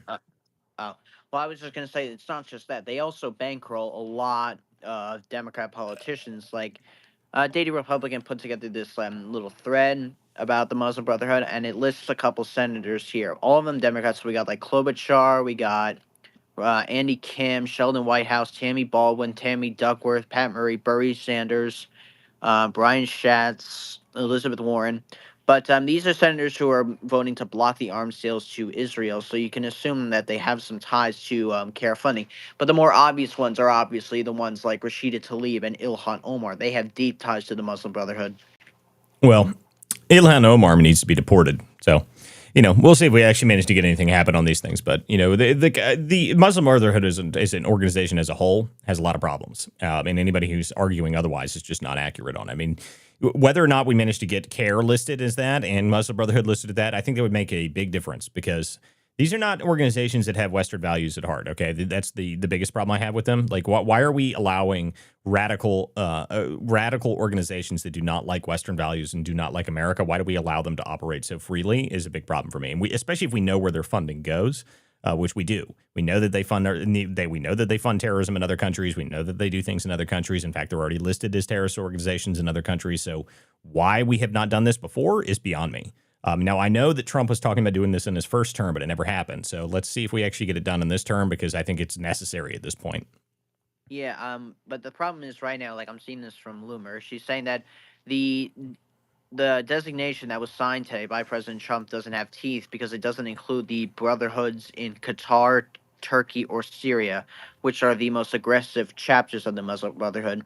So the way that this was working today is that Trump was signing this as specific chapters of the Muslim Brotherhood as terrorist organizations, not the entire organization. So what I'm hoping there is that this is just a start for what is going to become to more. I remember that Loomer was arguing with Sebastian Gorka a couple weeks ago, talking about why has the Muslim Brotherhood been designated a terrorist organization, and she was also talking about how Qatar was, how Gorka was like at this event with the Qataris, but he said that Gorka said that Qatar was crucial to getting this peace plan through Israel and Hamas. And he said, and according to Loomer, she said that is the trade-off was they would help them get the peace, and that the Qatari chapters of the Muslim Brotherhood would not be designated as terrorist organizations. So you can just take Loomer's reporting on that for what it is. I like Loomer a lot, but I know not everybody does. So you just take that for what you will. Well, People can not like Loomer all they want, but I think Loomer is one of the better investigative journalists out there. She's actually kind of fearless when it comes to this stuff, and I've actually always, I respect her work a lot. To me, I have the respect for Loomer since she chased Ron DeSantis down, and DeSantis ran away from her like a little child. It was probably one of the funniest things I've ever seen. So ever since then, at the hotel, it was amazing. He actually ran from her. That was so funny. Like, if you guys don't think that's hysterical, like I don't know, you're just not funny. Like you have no humor whatsoever. That was great. And ever since then, I've always liked her. I'm sorry, I didn't mean to cut you off, but I also love her, how much she hates Marjorie Trader Brown. That one is just hilarious. I think she was on a stand once. She said that, Marjorie Trader Brown, that she loved Arby's in her pants. Yeah, she keeps roast beef in her pants. This is one of the funnier. I don't know who decided to depose Laura Loomer. That didn't go well for them. It was very funny. That was hysterical. She was in trial for something, and she went on some rant about how she keeps Arby's roast beef in her pants, and she asked, well, why? And she said, well, it's a figure of speech. Oh man, Loomer, you can say what you want about her, but she is funny. She is hysterical. Okay, speaking of other people that are controversial, Candace Owens. I have to talk about this story because, guys, I know I've talked about Candace Owens here recently and how I've found her just to be completely absurd, and I don't understand how anybody listens to her. But the most recent thing that she's talking about is got to be, this is way over the top ridiculous. Like, I don't know how anybody believes anything this person says, but to claim that the French government is paying an assassin to set her up, and they're working with the Mossad, with the Egyptian Air Force, to assassinate her using some Israeli proxy. This has got to be the most ridiculous story I've ever seen. Like, I mean, we already talked about last week how the most recent thing that she did, where somebody pranked her and they called in, they said 920 North King Street and blah, blah, blah. And that was actually her attorney's address. I played that clip last week, which was hysterical. But this newest thing, like, guys, if you believe that the French government, along with Israelis and the Egyptian Air Force, are plotting to assassinate Candace Owens, I have several bridges for sale. They're low price, Black Friday edition. Okay, I will sell them to you very low price. Okay, best deal you'll ever get on these bridges you've ever seen. Black Friday sale, I've got them. So if you want to buy them, give me a call. I'll sell you these bridges. I mean, just guys, this is so stupid. She has presented zero evidence to it, and there are a whole wave of people that why do people believe this? Why? Like, give me a reason. That she's presented zero evidence for it, zero evidence whatsoever to even sort of claim that this is true. I mean, like, what? I mean, I don't get it. And it's got worse because other people are jumping onto it. Like, I'm seeing Emerald Robinson's like, oh yeah, I've been speaking to authorities. Like, this is 100% accurate. I even saw Pavel Durov come out. Yes, I'm seeing a bunch of people claim out and say, this is true. I believe this. Like, oh my God. Why? Walter, why do you believe it?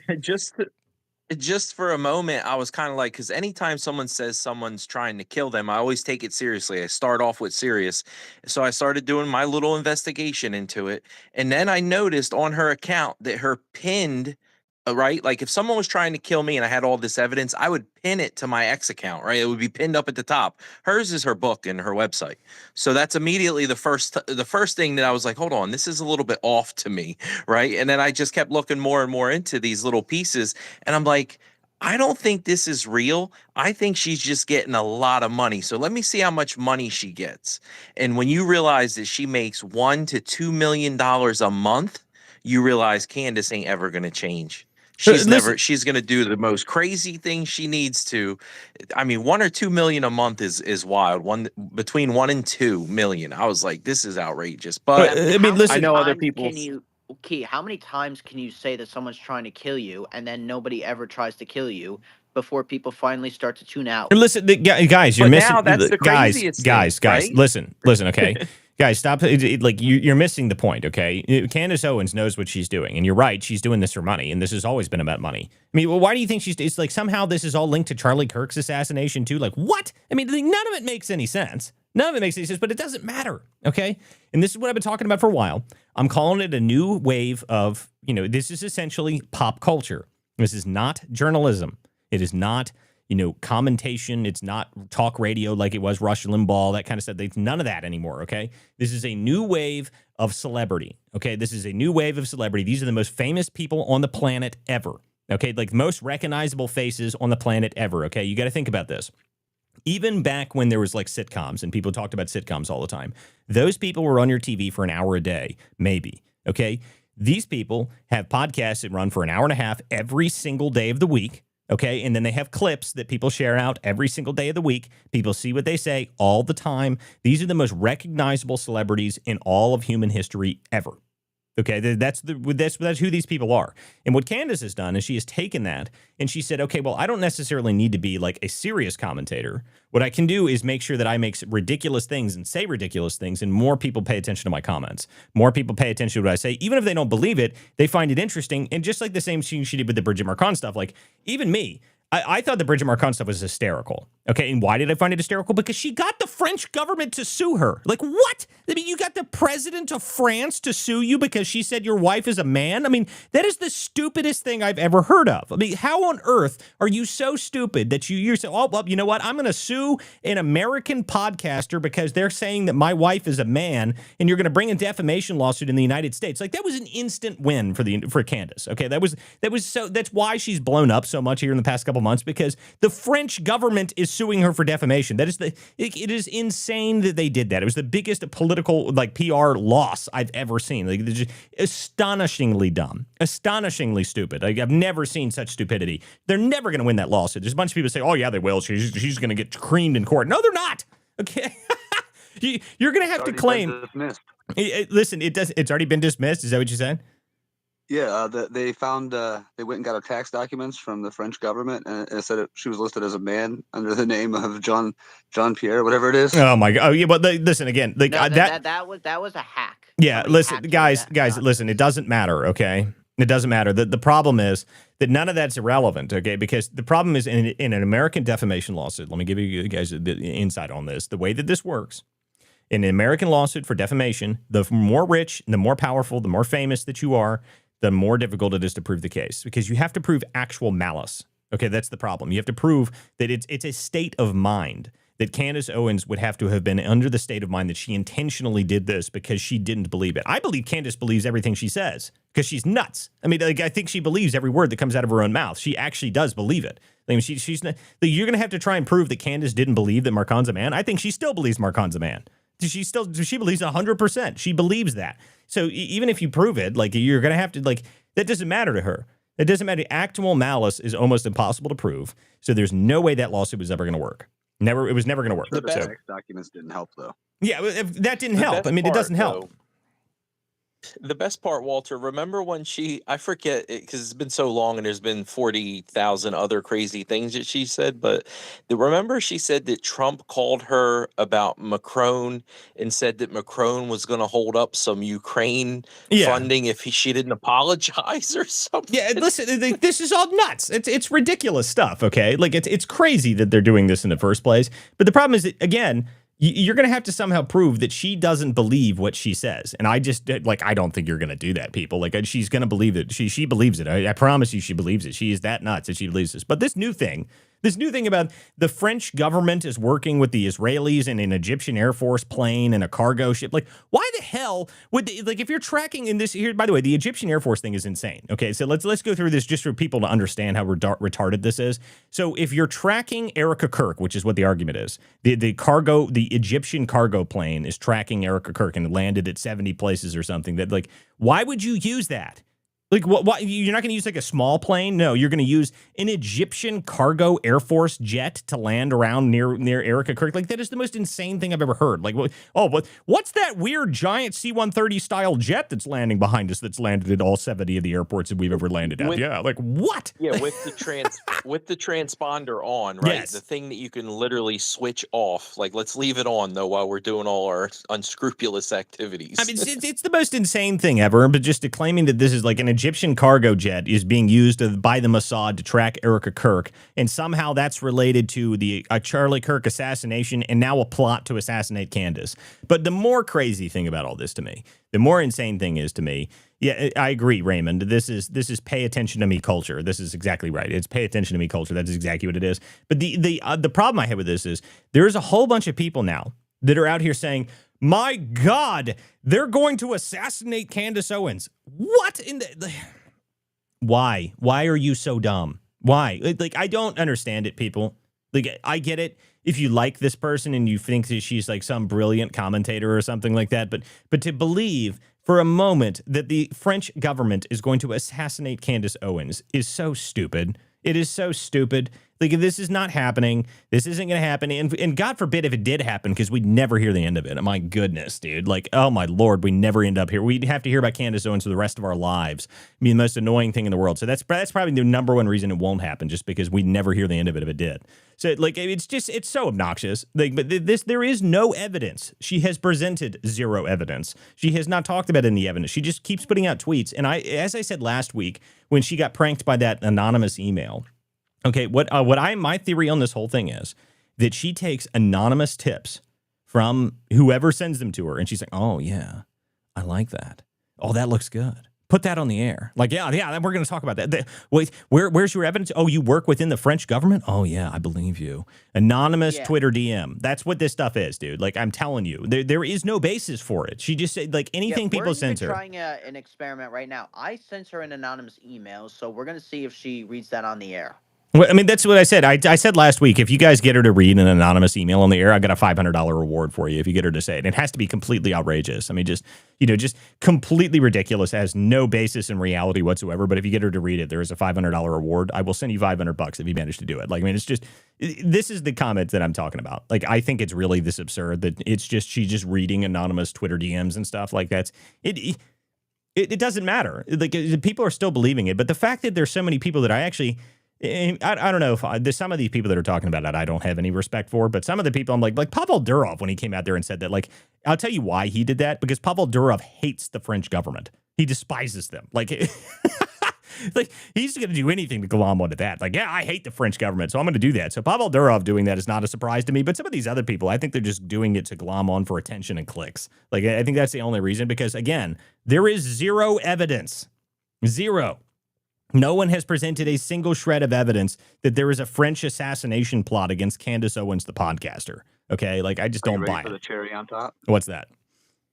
The nickname of the 13th Division of the French Brigade is Magnificent Phalanx, essentially nice finger. Oh, my God. Jesus Christ. What are we going to do with these people? I can't do it. Somebody already earned that 500, bro.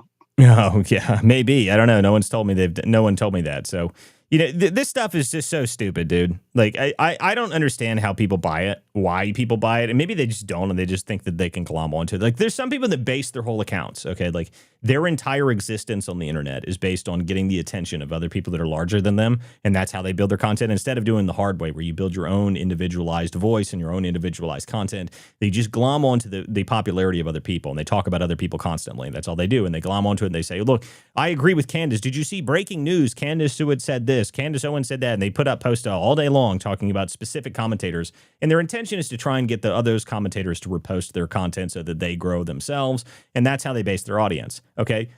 I've never done that, okay? I've never found it interesting. I've never thought it like a good idea, because the problem with that is even if you build an account based on that, if you do that, if you build your own voice based on someone else's content, if they just decide they don't like you one day, you're screwed. Like, if they just what if they block you? You say something that they don't like, and then they block you, then your whole account is dead because your entire concept was to base it on somebody else. So I don't think that's a good decision for anybody to do. You probably shouldn't. But the problem with this whole thing to me is that none of it makes any sense. Like, there's zero evidence presented by anybody. So, I don't know, guys. If you want to believe that Candace Owens is somehow about to be assassinated by the French government, and here's the amazing thing. People are saying, if Candace Owens is assassinated by the French government, then we're going to hold Trump responsible.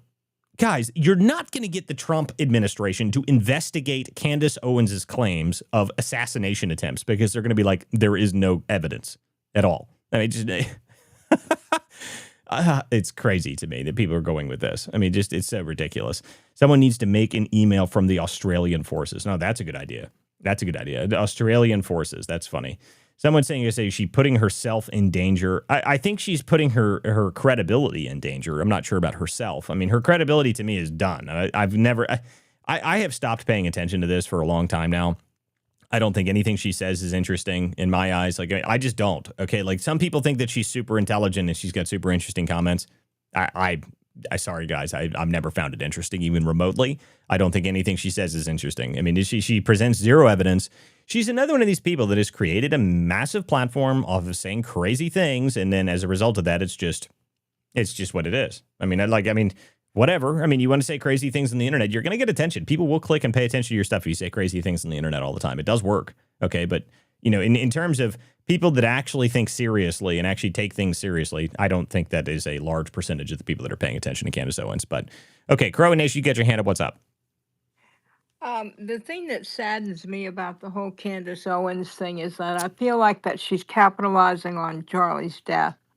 And that is a personal thing for me. And you know why, Walter. Yep. This is a man who had a wife and children. He had a lot of people who loved him, and his friends respected him, and he's gone, and there's no way to bring him back. And so whenever she does these things, and I understand that, I've tried to empathize and rationalize, maybe she's in mourning, maybe this is her way of dealing with the loss of Charlie. But I just, it sits very badly with me, all of this, gripping intrigue and garbage that goes on around this, because, Charlie was a real person. And the more she sensationalizes it and the more she talks garbage about Erica, the more she marginalizes his existence. And that is something that I just don't understand why she's doing it, because it hurts a lot of people. Well, And the biggest problem I've had with this the whole time is that, I was wondering what was going to happen as a result of Kirk's death. Okay. Like, I was wondering if it was going to be who was going to fight for his audience, or if they would actually be respectful about it. But it appears to me that people started fighting for his audience almost immediately. Okay. Like, I mean, it took like 10 seconds, and Charlie had a massive audience. He had a huge following. He was probably one of the most popular commentators and a largest audience on the internet right now. So that's what's happened as a result of this. People are fighting over his audience, and it's gross. It is. It's just gross. I've never been a fan of it. I've never liked any of it. And anybody that's out here saying that there's, conspiracies about, who is involved in all this. One, you have zero evidence. You've got no evidence to basis. And it's been, to me, the people that are promoting this and continuously saying that there's something strange about this and blah, blah, blah. Whatever, guys. If you want to sell yourself out to the point that you're willing to talk about the assassination of somebody that had a wife and kids for clicks, then go right ahead. But I'm going to find you as vile and disgusting as anybody else will. So anybody that's serious, I believe, is doing that. But there's a lot of people that just want to run on it. So they're running with the assassination attempt as being, was being covered up by our own government and blah, blah, blah. Whatever, guys. Okay. Like, I mean, it hasn't even been brought to trial yet. You don't have access to the evidence, and they're not going to bring it out and not give you access to that evidence. So feel free to keep talking about it, but every time that you do, you just look more and more gross.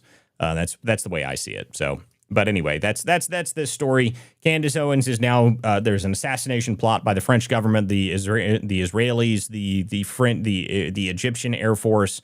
At some point soon, we'll hear that it's, coming from, there's going to be, alien invasions from outer space are also involved. I mean, it is that ridiculous. Okay. So I just don't have time for it. I don't know what they're doing and why so many people actually believe this woman is what's more strange to me. Like, why? What, for what reason? What credibility has she given you in any way on this? Like, I don't care. Like, you want to talk about it, go ahead. She is going to grow regardless, though. So, I mean, like, she has managed to get enough people to pay attention to her, and her podcast is now the #1 podcast. So, she's used this to her benefit, and she has now created she is the peak of pop culture and political commentation. So that is true. But, in terms of, people that are actually serious and actually have a brain, I don't think anybody's paying much attention to her. Okay, so we'll move on from this topic, though, guys. Thank you guys for being here this evening. If you guys are on the space, you are welcome to join. We've got about 30 minutes left in the show tonight, guys. If you guys want to join the show and you want to come up here and talk, you are welcome to request and just send a request and you can come up here and talk. If you're on the other streams, on the other platforms, you go to x.com, go to @WCDispatch, and you can join the show and call in and speak. You guys can talk about any of the comments we talked about tonight, talk about any of the stories that we brought up here tonight. So we've got plenty of other things that we need to go over. Walter. Yes, go ahead. Just one other thing on the Candace thing. Once Bongino comes back to his show, half her audience is going to go back to Dan. Well, I mean, listen, Dan Bongino, whenever he shows back up on the show, I don't know. I mean, half her audience going back to Dan. I don't even know if Dan's audience had the same. Did they have the same people following them? Did the same people that follow Candace Owens follow Dan Bongino? I don't think that's an overlapping audience. I think that Dan Bongino had a massive audience, but his audience is different in people. I mean, again, the types of people that listen to all these people, like I think you're missing that there's a large percentage of people that listen to Candace Owens that aren't interested in politics. They're interested in like true crime. Like that's what I'm talking about when it's pop culture. Like it's a different style of audience. It's a different group of people. And there's a lot of people that pay attention to politics now, but they're not really interested in the politics of it. They're interested in the rumors, the gossip, the drama. And that's what they're interested in. They're not interested by serious commentation, which is what I would believe that Dan Bongino was more interested in. So again, I don't think that this is the same audience of people. So I'm not really sure that's true.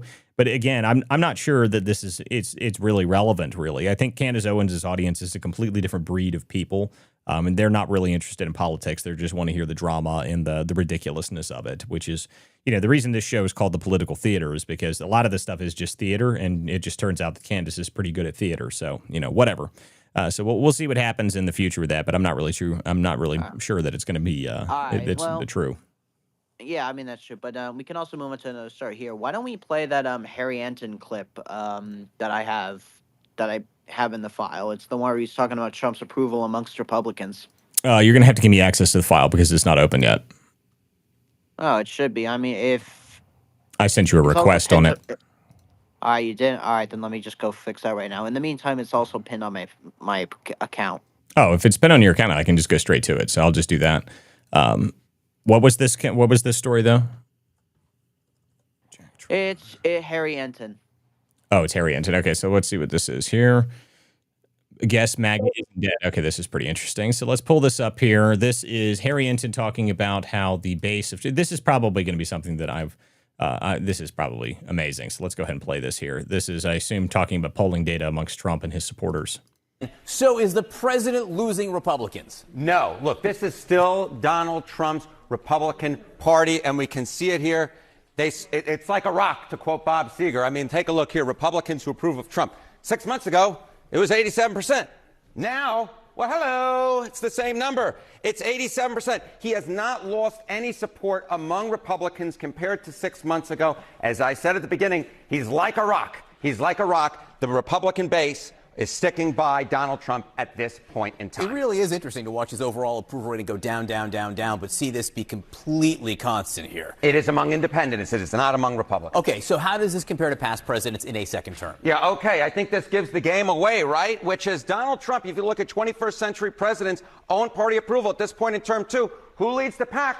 It's Donald John Trump. 87% of Republicans approve of Donald John Trump. You go back to 2013, 78% of Democrats supported Barack Obama, and it was 78% of Republicans who supported George W. Bush back in 2005 at this point. So Donald Trump has the biggest highest own party approval of any president who served their entire second term in the 21st century. You could look at this one of two ways. You could say, obviously, he's doing way better than past presidents. Or you could say, there is still room to settle. If there is a reversion to the mean here, if that does fall further, that could chip into his overall approval rating. Okay, Marjorie Taylor Greene resigning from Congress in January. One of the concerns is that Donald Trump backed someone in a primary against her. How has Donald Trump done in his congressional endorsements? You know, when you go up against Donald Trump, you're going up.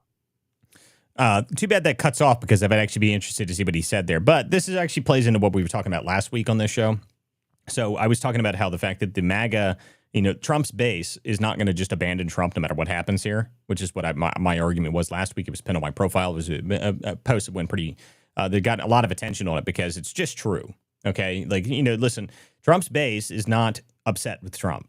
Okay, and the people that are screaming MAGA is dead, guys, no, it's not. One, that's ridiculous to claim that, and that think that Trump, one of the most successful administrations in history, he's done so many things that his base is upset with him because of minor issues that are happening online. Well, there's your data. Okay, it doesn't look like it's changed much at all. Okay, so everyone wants to scream that Trump's approval rating is going down. Oh my God, it's all over. MAGA's dead. Sure. Okay, sure, whatever. No, it's not true. Never was true. Was never going to be true. The idea that Trump's base is upset with him is one thing, but the idea that Trump's base is now abandoning him is obviously not true. And there you sure 87% approval rating amongst Republicans is, it hasn't changed at all in 6 months. So I guess MAGA isn't dead. Which is, again, my point, which is what I said last week, that Trump's base is not these people online. It's not the hyper online people that are talking and arguing about things. Trump's base is the middle class of America, the working class of America that wanted somebody in there to actually change and try and fix policy to help their lives. That's who his base is.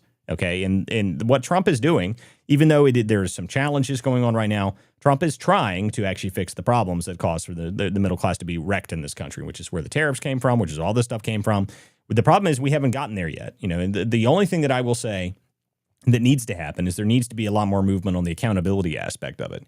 Okay, the accountability aspect and the DOJ and all this stuff, that needs to be done. Obviously, there's challenges there, which is what we were talking about at the beginning of this with Comey and James's thing being dismissed by a district judge. But again, that stuff that is not their fault. Go ahead. So I actually sent this post from Brianna Morello, who's a journalist. She said that according to sources inside that, Andrew Bailey was talking about becoming Attorney General, and they're saying that the reason that he's co-director of the FBI is so he can read up on all the cases. I don't know how reliable that is. It's Brianna Morello, so take that for what you will. Yeah, I saw her post about that. I don't know if that's true. I don't know, but I will say there's one thing I will say is that everyone forgot that Andrew Bailey moved into the co-director of the FBI, and he's been very quiet. Okay, and Andrew Bailey, if you guys don't know anything about him, he is one of the most successful attorney generals in the country. He has brought a lot of really, really important cases. And there was a lot of discussion amongst the fact that why exactly wasn't he made attorney general over Pam Bondi? That was always the question, because I thought he would have been a lot better of a fighter. It was either him or Ken Paxton were the two that people thought about. I never really even thought about Pam Bondi.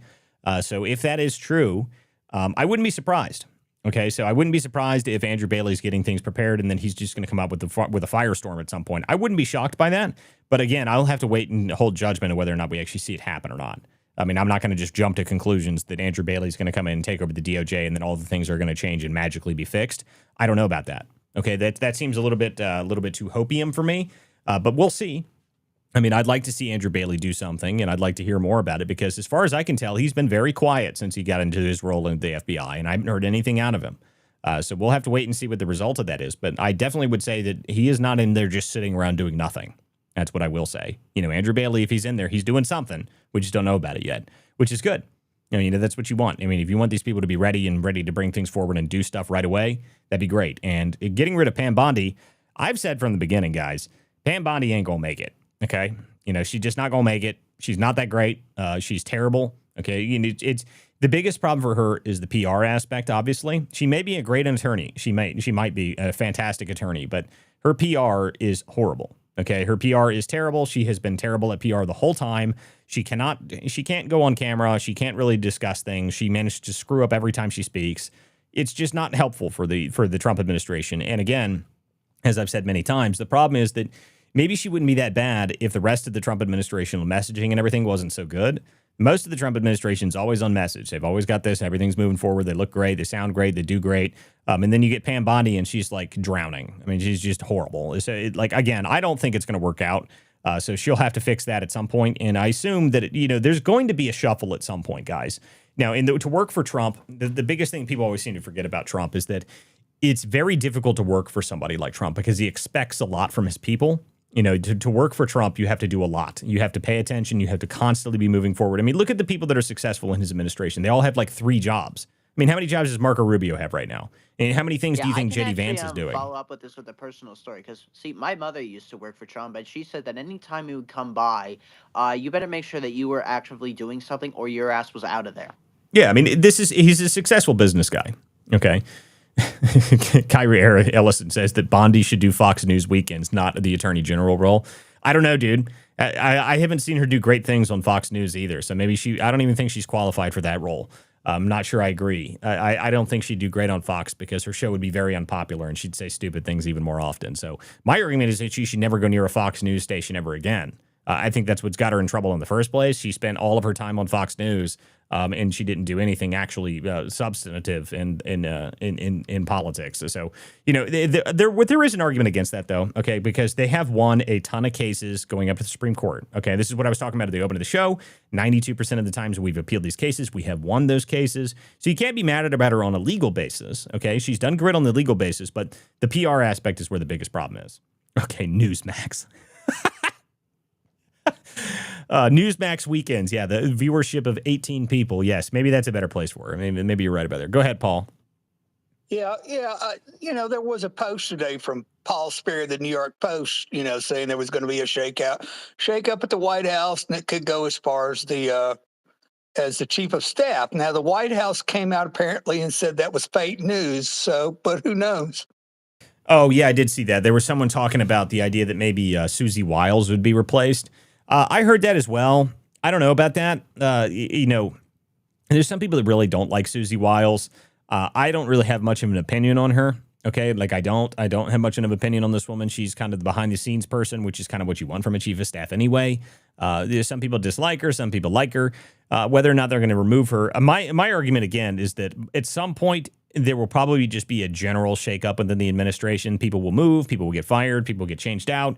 Like if you guys think that all of the people from the Trump administration's cabinet are going to stay the whole term, that doesn't happen. Okay, like there's always changes in administrations. There's always people that get moved and shifted around. And again, working for Trump, my guess is that when you get into next year, there's going to be a general change up of some people in some positions anyway. Okay, and I actually know personally, I'm not going to mention sources or anything, but I know specifically that there's some people who have been told, trust me, there's going to be openings. So I just. My own sourcing on this says that at some point there will be changes in the administration. Who, where, what, we don't know yet. But again, the other side of it is that some people are just not going to want to work for Trump anymore. Okay, it's too difficult to have to deal with somebody like Trump works a schedule that nobody else can really keep. Okay, this is somebody that has worked like this for the past 60 years. He has done the same sort of schedule where he sleeps 4 hours, works the entire day, expects more from his people than anybody else. And this is the people that are successful in his administration are the ones that are working extra double time hard. Okay, like that's so you can see them. Okay, Marco Rubio is one of those people. Marco Rubio has like 3 jobs. He's one of the most successful secretaries of state we've ever seen. He's done amazing things. Marco Rubio is one of those people. J.D. Vance is not doing just normal, vice president stuff. This is one of the most active vice presidents I've ever seen. It's the same sort of deal. Too. RFK is the same sort of deal. Okay, like you just go look at the people that are actually working in the administration. Okay, look how many things they do, and then look at the people that aren't like them. Those are the people that are likely going to be out. Okay, that's the way I look at it. That's the way I see it. And I'm not going to be surprised if you see 5 or 6 people get shifted around in the next 6 months or so. I'm not going to be shocked by that at all. Yeah, I think you made a good point about Andrew Bailey, though. He's been so quiet. He's kind of a dark horse. I'm really curious what he's working on, and I'm interested to see what comes out of that. Exactly. I mean, he's quiet, and that's the deal. He's quiet. What's going on with Bailey? Who knows? When you move into the next year, I think you're going to see a lot of things coming forward out of the next year or so. Everyone seems to have already forgotten about the fact that we just charged a sitting congresswoman for stealing $5 million in FEMA funds. The guys that I think those sort of things you're going to see a lot more of that.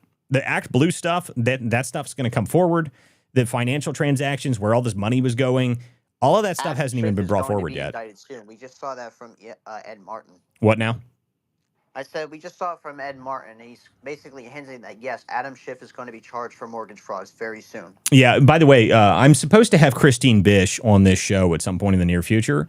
Christine Bish, if you guys don't know who this is the woman that actually brought the mortgage fraud stuff forward. Okay, she did an independent, completely separate investigation over the past few years into Adam Schiff's mortgage fraud. Okay. She brought this forward. She's tried to get the story out. At some point, I got a hold of the story. She sent me all of the documents, and that went reasonably viral, got a couple million hits on it. So after that went viral, it was shortly after that the indictment started moving forward and the grand jury was formed. So there is an update on that story. Christine Bish has actually been subpoenaed by that grand jury to actually go there and testify. And the argument that they're making is that she was hired or something by the Trump administration, which is just not true. So that's not going to go well for them because she did this long before the Trump administration was even in office. She had actually brought this out. Before he was even elected to office, they'd been looking at this. So in fact, I think there's a Newsmax clip of a different journalist that she gave the story to sometime back in September of last year. So I even have that. So like at some point, this is going to come forward and they're going to discuss it again. But the idea that somehow that it's, Christine Bish was working for the Trump DOJ to go after Adam Schiff is just not true. And that's not going to work out. I mean, why are people surprised? Do you think everyone just loves Adam Schiff? This is like one of the most despised people in the country. Like, there's no way that people weren't going after him 10 days with Sunday, especially people that think they can use it politically. Of course, people are looking at these people. Like, if they think that there's a benefit to it, they're going to go after him. And Schiff is one of those people that no one likes. So I'm not going to be surprised by that at all. So that is new information, though, that apparently Christine Bish is she got subpoenaed by that grand jury. So in the argument there is, again, that the DOJ hired her to do all this. Well, that's not true. So we'll see what plays out with that. But yes, I wouldn't be surprised if Adam Schiff is charged. Eric Swalwell is also under the same sort of issues. And again, I don't care. These are the people that went after Trump. Swalwell, do we want to play that little clip where he was on CNN? I don't know. Where is it? It's under it's under Swalwell. I gave you access. It's where he's talking about one of the things he wants to do when he becomes governor is the vote by phone. Oh my God. Yeah, here we go. I've got it pulled up here. Let's see what he has to say here. I want us to be able to vote by phone. I think every Californian vote by phone. Yeah, if we can do our taxes, do our make our healthcare appointments, make essentially do your banking online, you should be able to vote by phone. No, we shouldn't, Swalwell. Just to put that very, very simply, no. Actually, I don't think you should. In fact, I think we should get rid of all forms of voting that do not include going directly in person to cast your ballot. Okay, because voting should be something that is a citizenship duty. Okay, it shouldn't be something that you can do from your freaking couch. Okay, get up and go to the damn polls. Okay, that's the problem with this. The idea that we need to make everything easier is stupid. Okay, if you can't be bothered to get up and go vote on the one day out of the year to go vote, you're just a lazy shit, and I don't want you voting anyway. Okay, that's the problem I have with mail-in balloting. Now, if you need it for specific purposes, say you can't move or you're out of country, absentee, but there should be very restricted and limited. But the idea that we need to make it so you can vote from your freaking cell phone on your couch, nonsense. Hell no, absolutely not. Not even a choice. Not even hell, vote via X. Yeah, that'd be hysterical. X, the everything app. You can even vote here. Nope. Not happening. Hell no. Not happening at all. Not okay with it at all. I think that is the stupidest idea I've ever heard. But that's okay because Swalwell isn't very bright anyway. He keeps forgetting. Everyone keeps forgetting that Swalwell is... He's riding around acting as if he doesn't have major problems, where Nick Sorter has him on video and has him on audio of him sitting there saying all sorts of absurd things. And Nick Sorter's just been holding on to that content. So it's someday in the near future, and I assume it'll be whatever is the most damaging time is when Nick Sorter will probably release that, and I'm very much looking forward to it. So that's going to be great. He held on to his AOC clip for almost a year, by the way. So, I'll see what he has for I still Swalwell. haven't seen that AOC clip. Do you have that? What, the AOC clip with Sorter? Yeah. You'd have to go to his page and search for it. It's on there. I mean, he was he followed her through the halls of Congress, and she had her staff try and throw him down the stairs. It was pretty interesting. But no, he's got stuff on Swalwell, and that'll happen at some point. When he's going to release it, who knows? But I know he has 2 hours worth of recording because he apparently sat next to him and was very rude to him in a restaurant in D.C. So not going to go well for Swalwell at some point in the near future. So I'm very much looking forward to that coming out. Whenever it does, I assume again that Nick Sorter will probably release it whenever it is most damaging for Swalwell. So I love that he keeps acting as if he's important. We all have. Our little tag team of friends have their own issues with Swalwell. Like Jen, he manipulated her tweet during the Jan 6 hearings. I mean, so she could probably sue him for that. I could sue Swalwell for having me illegally blocked on this platform for both of his accounts. So we can have, there's so many things to talk about when it comes to Swalwell. From the CCP spy to campaigning for a pedophile to his now potential mortgage fraud. Well, again, all of these people, they have their own problems, is what my point is. So we'll see what happens with Swalwell here in the near future. Paul, you got your hand up. What's up? Paul? No? Okay. Yeah, I didn't know I had my hand up. I'm sorry, Walter. Oh, you're fine. It just shows it on my screen. Again, the X platform is never very great about this. So, guys, make sure you get. Never gone down. Yeah, that's okay. Guys, make sure you share this space out. If you guys got something to say, you can request to come up and join the show. If you guys are on their other platforms, go to x.com, go to @WC Dispatch, and you can join the show here and speak. If you guys have a comment, I always do read all of the comments through all the different streams, so I try and make sure I keep up on them. There's a lot of people in all the other streams that I try and pay attention to. If you guys are on Substack, on Rumble, on YouTube, make sure you guys leave a comment or make sure you review the show if you're on Substack or on Spotify or Apple. And guys, make sure you guys follow us on all the other platforms. I am trying to grow in the other platforms like on Rumble and on YouTube and whatnot, because the X platform has a huge problem with being able to actually manage to get real analytics. There is no analytics on X.com anymore. So like I can't work with that. So I'm trying to grow it off just here. So make sure you guys follow the show on the other platforms because it does really help the show. Okay, so we've got a few minutes left here, guys. I don't really have any specific stories here that we need to go over that are, if there was anything else super interesting, I'd love to hear it if you guys have any other big stories that came out today. Obviously, the major stories. I do have a couple. Go ahead. Yeah, I was going to say, Walter. Wait. Hold on, guys, hold on. Jack Tron, go ahead. All right, so there's this one story that came out today. There's this soup company called Campbell Soup Company VP Martin Bailey caught on recording saying their chicken comes from a 3D printer and it's horrible for you. What the hell? Yeah, it's under the folder soup. Interesting. Okay, here. That sounds disturbing. I'm not sure how I feel about that. Soup. Okay, let's check this out. Are they 3D printing the chicken? That's what you said? I guess. That sounds horrific if they are. I think that's gross. So let's check it out here. A former Campbell Soup Company employee is taking legal action against the food giant, and he's making some explosive allegations about one of its top executives. Good evening, and thanks for joining us at 6. I'm Ty Steele. I'm Kimberly Gill. Those allegations are now at the center of a lawsuit claiming the company's vice president went on an hour-long tirade attacking the company's products and employees before taking aim at its customers. And the former employee recorded it all. Eric Erickson shares that recording and what the company is saying about it. We have shit for poor people. Who buys our shit? And that's just part of an over an hour-long rant, says former security analyst for Campbell's, Robert Garza of Monroe. I don't buy Campbell's products barely anymore. It's so healthy.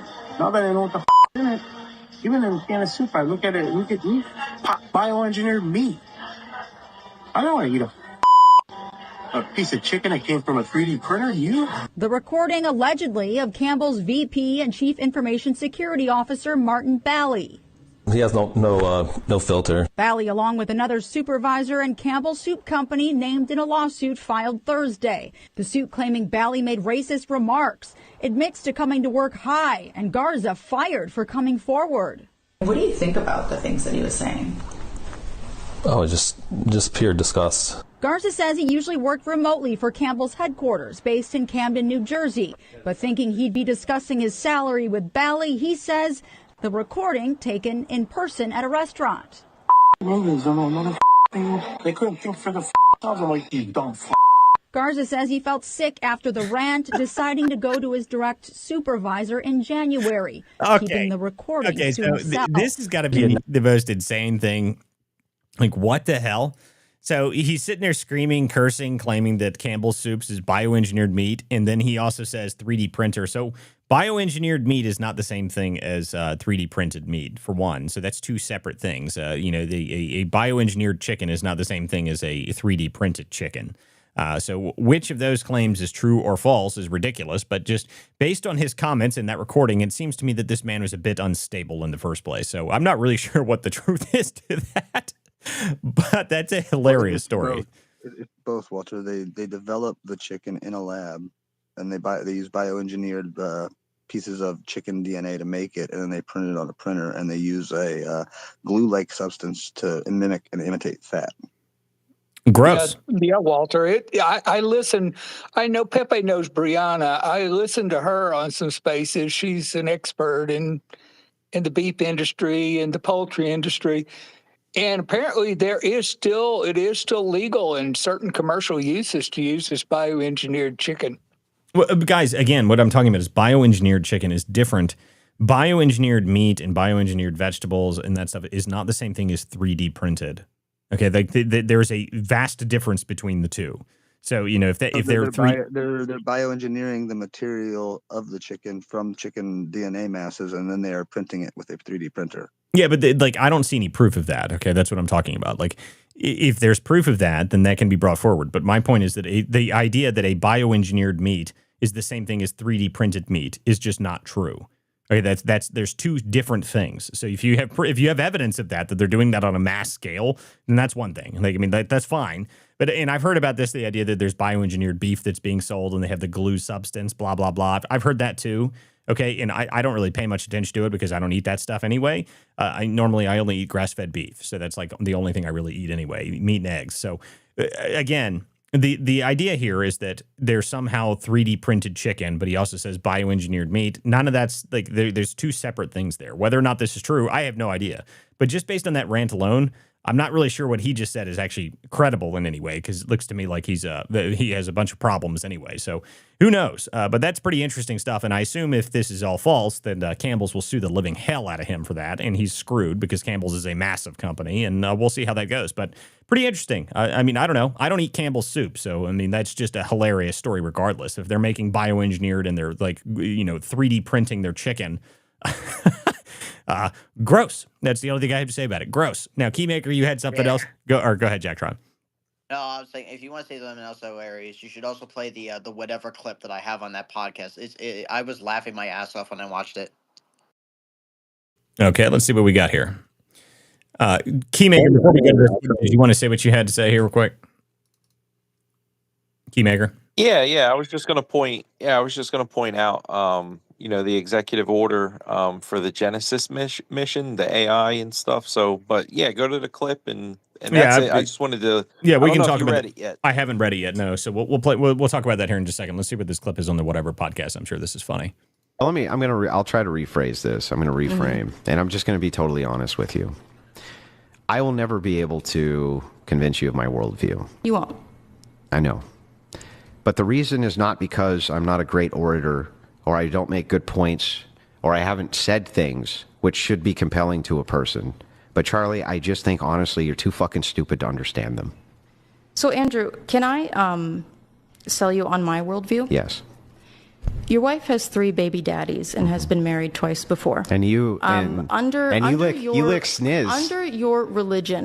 You lick sniz. What does that You're mean? a fucking dyke. Don't talk shit about my wife, you stupid bitch. Shut your fucking mouth. Shut your stupid bitch mouth. Your wife with the 3 baby What did I daddies? just say? Dyke? Your wife with the 3 Sorry, baby I'm sorry, daddies? Dyke. Is she morally inconsequential in comparison to your ditch licking? Do the men that you try to Do the women that you try show to your hatred against the women they, that you try convince to them that they shouldn't Charlie, did I pursue bring women? Do they know Charlie, that did I your bring wife your is 5 family? years older? Did I bring any of your You family called into me fucking anything? stupid. Did I say anything about Wow. Okay, I can't listen to any more of that. That's retarded. Wow. What an amazing, the Whatever podcast. I know a lot of people watch this show. Why? I have no idea. There's never anything even remotely intelligent that comes out of this show. Like it's always the only time this. they did was when they had Charlie on. Well, they had Charlie on a couple times, and they've had Michael Knowles on a couple times. And Michael Knowles, every time he's on there, is hysterical. Like at one point, like the funniest clip I've ever seen of that was when Michael Knowles is sitting there and he's describing how he met his wife. And he's like, yeah, we met in high school. We split up for a couple of years, and then we got married after a couple of years after that. And he explains how they were high school sweethearts, and they're all like, oh, that's true. And he's like, yeah, that's true. And they're like, oh, that happens still? Like, yeah, people do have like relationships that foster over long time periods, and then they stay together and they get married and they have children. And all the girls on the podcast were like blown away by it. It was hysterical to watch. So but most of the time, the podcast just devolves into what you just saw, which was ranting about things that are completely irrelevant. Which you're a dyke. Your wife has 3 baby daddies. Oh my lord! Like, oh man, none of this is good. But the funny thing about that is this is a guy named Andrew Wilson, and he's a guy who's supposed to promote family values. So that's the part that I thought was most hilarious about this. I mean, I have no idea. I don't pay attention to any of the people that go on this podcast because most of them are like porn stars. Like, and it's like, oh, wonderful. I want to hear what the porn star, the OnlyFans chick, what does she have to say? Yay. I mean, like, come on, people. Like, why, who cares what these people have to say? I mean, my goodness. Like, I do remember the Charlie clip when he was talking about it, and this girl saying that, oh, yeah, do you watch my porn or something like that? And he's like, I really hope that you like grow out of this because it's really bad for you and horrible for you. And she's just silenced by it. That was hysterical. So, yeah, again, I don't really pay much attention to the Whatever podcast. These people are ridiculous. And that's a pretty good clip to explain exactly what that podcast is like. Is it hilarious? Is it entertaining? Sure. But why people need to think that this is some sort of a serious group, I don't know. I guess it's a pretty good representation of the things that are wrong with their culture. You've got a lesbian and a guy who's married to someone who has 3 baby daddies arguing about who is worse. Like, woo, all right. Okay, so let's move on to a more serious topic here. So let's talk about this executive order keymaker. Let's talk about the Genesis Project. What do you got? Yeah, so I was just reading it. I know Trump signed the executive order earlier today. I posted an article from the Department of Energy down in the Purple Pill for anyone that wants to read the full one, but it goes President Trump. So, Energy Department launches Genesis mission. President Trump today issued an executive order to launch the Genesis mission, a historic national effort led by the Department of Energy. The Genesis mission will transform American science and innovation through the power of artificial intelligence, strengthening the nation's technological leadership and global competitiveness. I think it's a move in the right direction. I think that's kind of what we needed to do. I had, previously, I think I told you as well as other people, I had worked for the Department of Energy.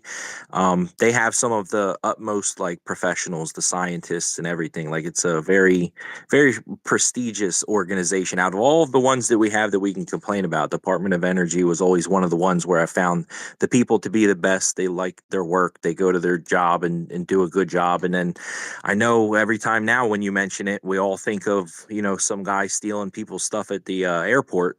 I forget the guy's name already, which is a good thing. But yeah, so I think that's good. And Sam Britton. the secretary, Yeah, it's Sam Britton. Yeah, you can't Sam forget Britton. about Sammy Boy, man. Yeah. So Secretary Wright designated the Undersecretary for Science, Dario Gil, to lead the initiative. So these are some good things, and they got the national laboratories. Everybody's kind of getting in line with this this innovation into AI to make the world a better place, right? And the U.S. right now, I think. I don't know if they're. I don't want to say they're like we think that the debt that we have, 39 trillion, is a lot. But with this sort of, with this race now in AI and technology and stuff, I really do think that that number is going to seem small compared to the sort of the benefits that we're going to get from this AI investment long term, right? And I really believe that because in the in biomedical sciences and all these other tech areas where AI can actually help, I don't mean eliminating jobs, but I mean finally getting some of this research done, research that used to take 2, 3, and 4 years, to do, they can do rather relatively quick now.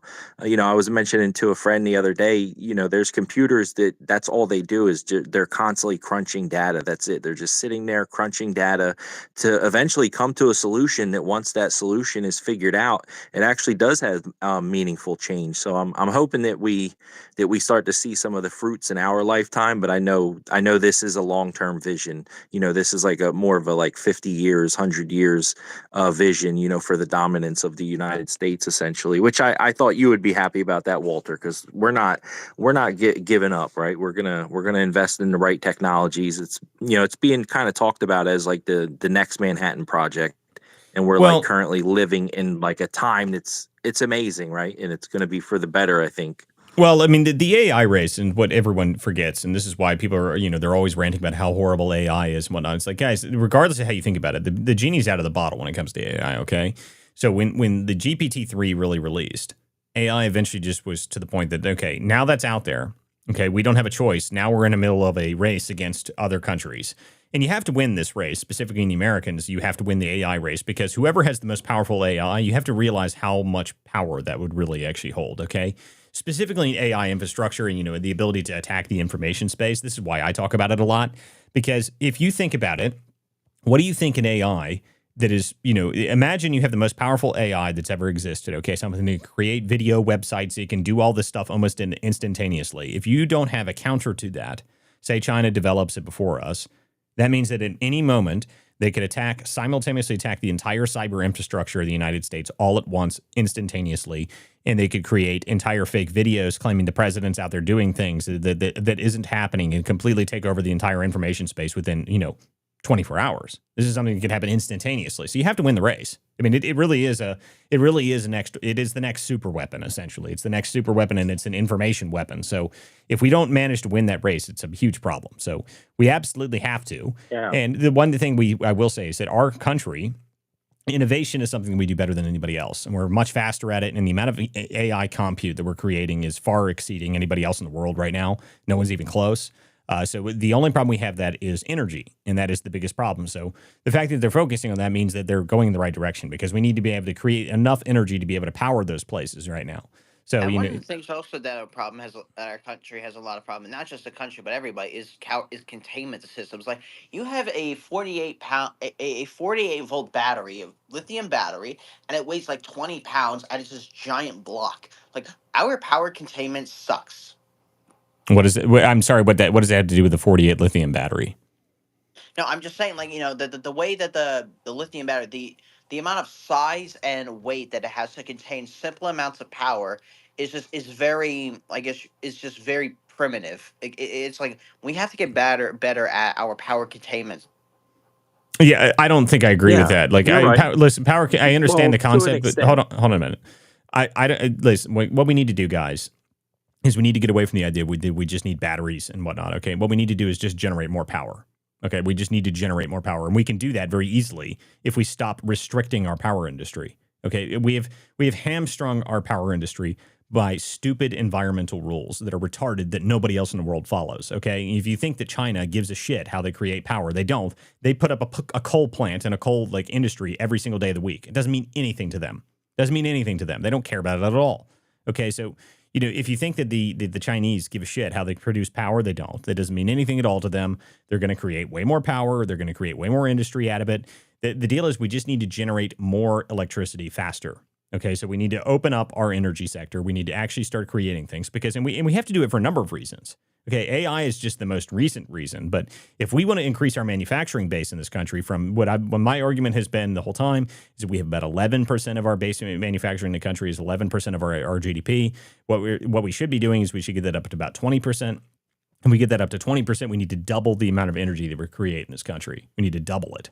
Okay, so if we double that amount of energy that we create, not including the AI stuff, you need to generate more power. You don't need more fucking batteries. You need more power. Okay, so you need to go out and you need to start creating energy faster. And you can do that by doing natural gas. You can do that by opening up the coal industry again. You can do that by doing a number of things. But you just need to do it, and you need to do it fast. So modular nuclear is probably the most efficient thing we can do. And modular nuclear needs to be done because we already know it works. Okay, this is how our aircraft carriers, Triton submarines, all of our military equipment uses modular nuclear plants. That's how they operate. Okay, so that's what needs to be done. And then in the short term. In the long term, what we need to do is we need to have faster and better infrastructure for our energy industry, which has been hamstrung for the past 50 years because of fucking owls or something. I mean, this is the dumbest shit in the world to me that we've had the EPA has hamstrung half of our industry in this country because they refuse to allow energy to grow at the pace that our country could. The problem in the solar and the wind industry is that when you started creating this idea is that it allowed only 2% of growth because it was so slow. It doesn't create energy fast enough. The biggest problem with wind and solar is it doesn't give you output capacity. Okay, so even if it creates a decent amount of power, at peak demand hours, it's not there, which is where the battery industry came from in the first place. So you had power output in the middle of the day from solar and wind, but then at peak demand hours, which is 8 to 9 p.m. every single night, when people get home, they get off there, everything, and they're sitting there in the front of their TVs and everything, that's when peak demand goes up.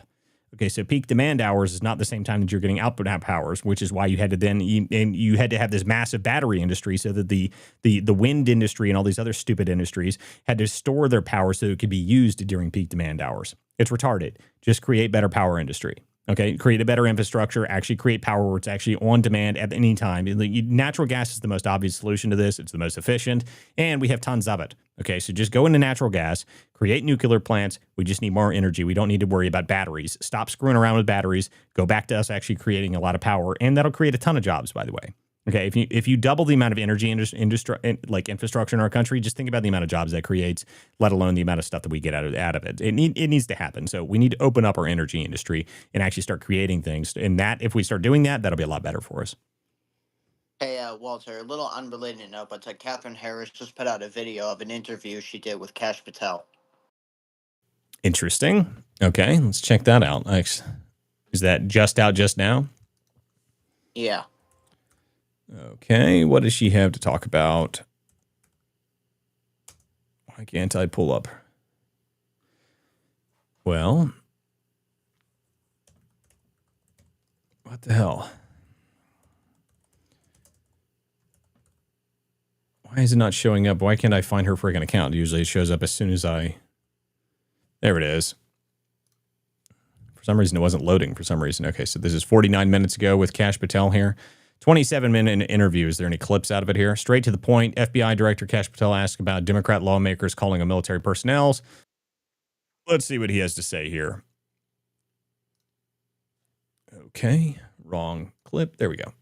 Okay, let's see what he has to say here. I'm curious about this. So, Democratic lawmakers released a video calling on military personnel to defy illegal orders. President Trump weighed in and called it a seditious behavior. When you saw this, what went through your head? What goes through my head is the same thing that goes through my head in any case. Is there a lawful predicate to open up an inquiry and investigation, or is there not? And that decision will be made by the career agents and analysts here at the FBI. Is the FBI getting involved? Based on the fact that it's an ongoing matter, there's not much I can say.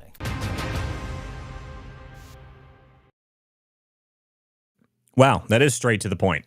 I mean, I like that. Well, that's a good clip from her. Just straight to the point. That's all she said. I mean, it's an ongoing matter. So we have it doesn't really give you any information, but that was a very, very simple clip there. So very interesting stuff there. It looks like there's a 30-minute interview with him there.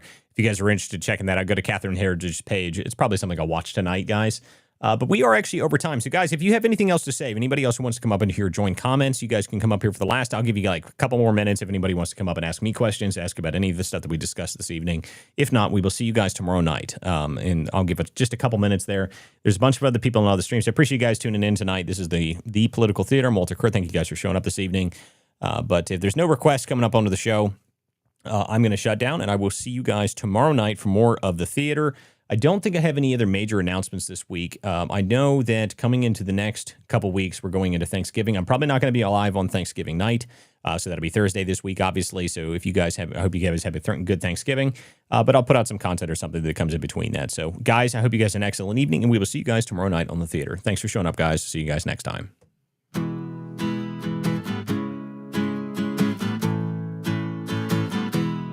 Some folks are born with a liberty spark. Their hearts beat red, white, and blue. When the anchors sneer and the cameras bark, they turn the lens right back at you. Truth bound, ain't for sale, ain't for sale. We're not the party line sons, no, we ain't for sale, ain't for sale. We're the vigilant ones, so...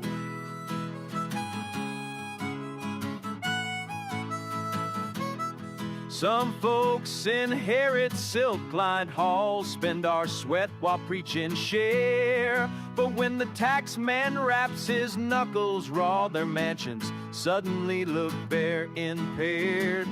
Ain't for sale, ain't for sale. We're not their banker-raised hairs, no. Ain't for sale, ain't for sale. We're the vigilant ones, so...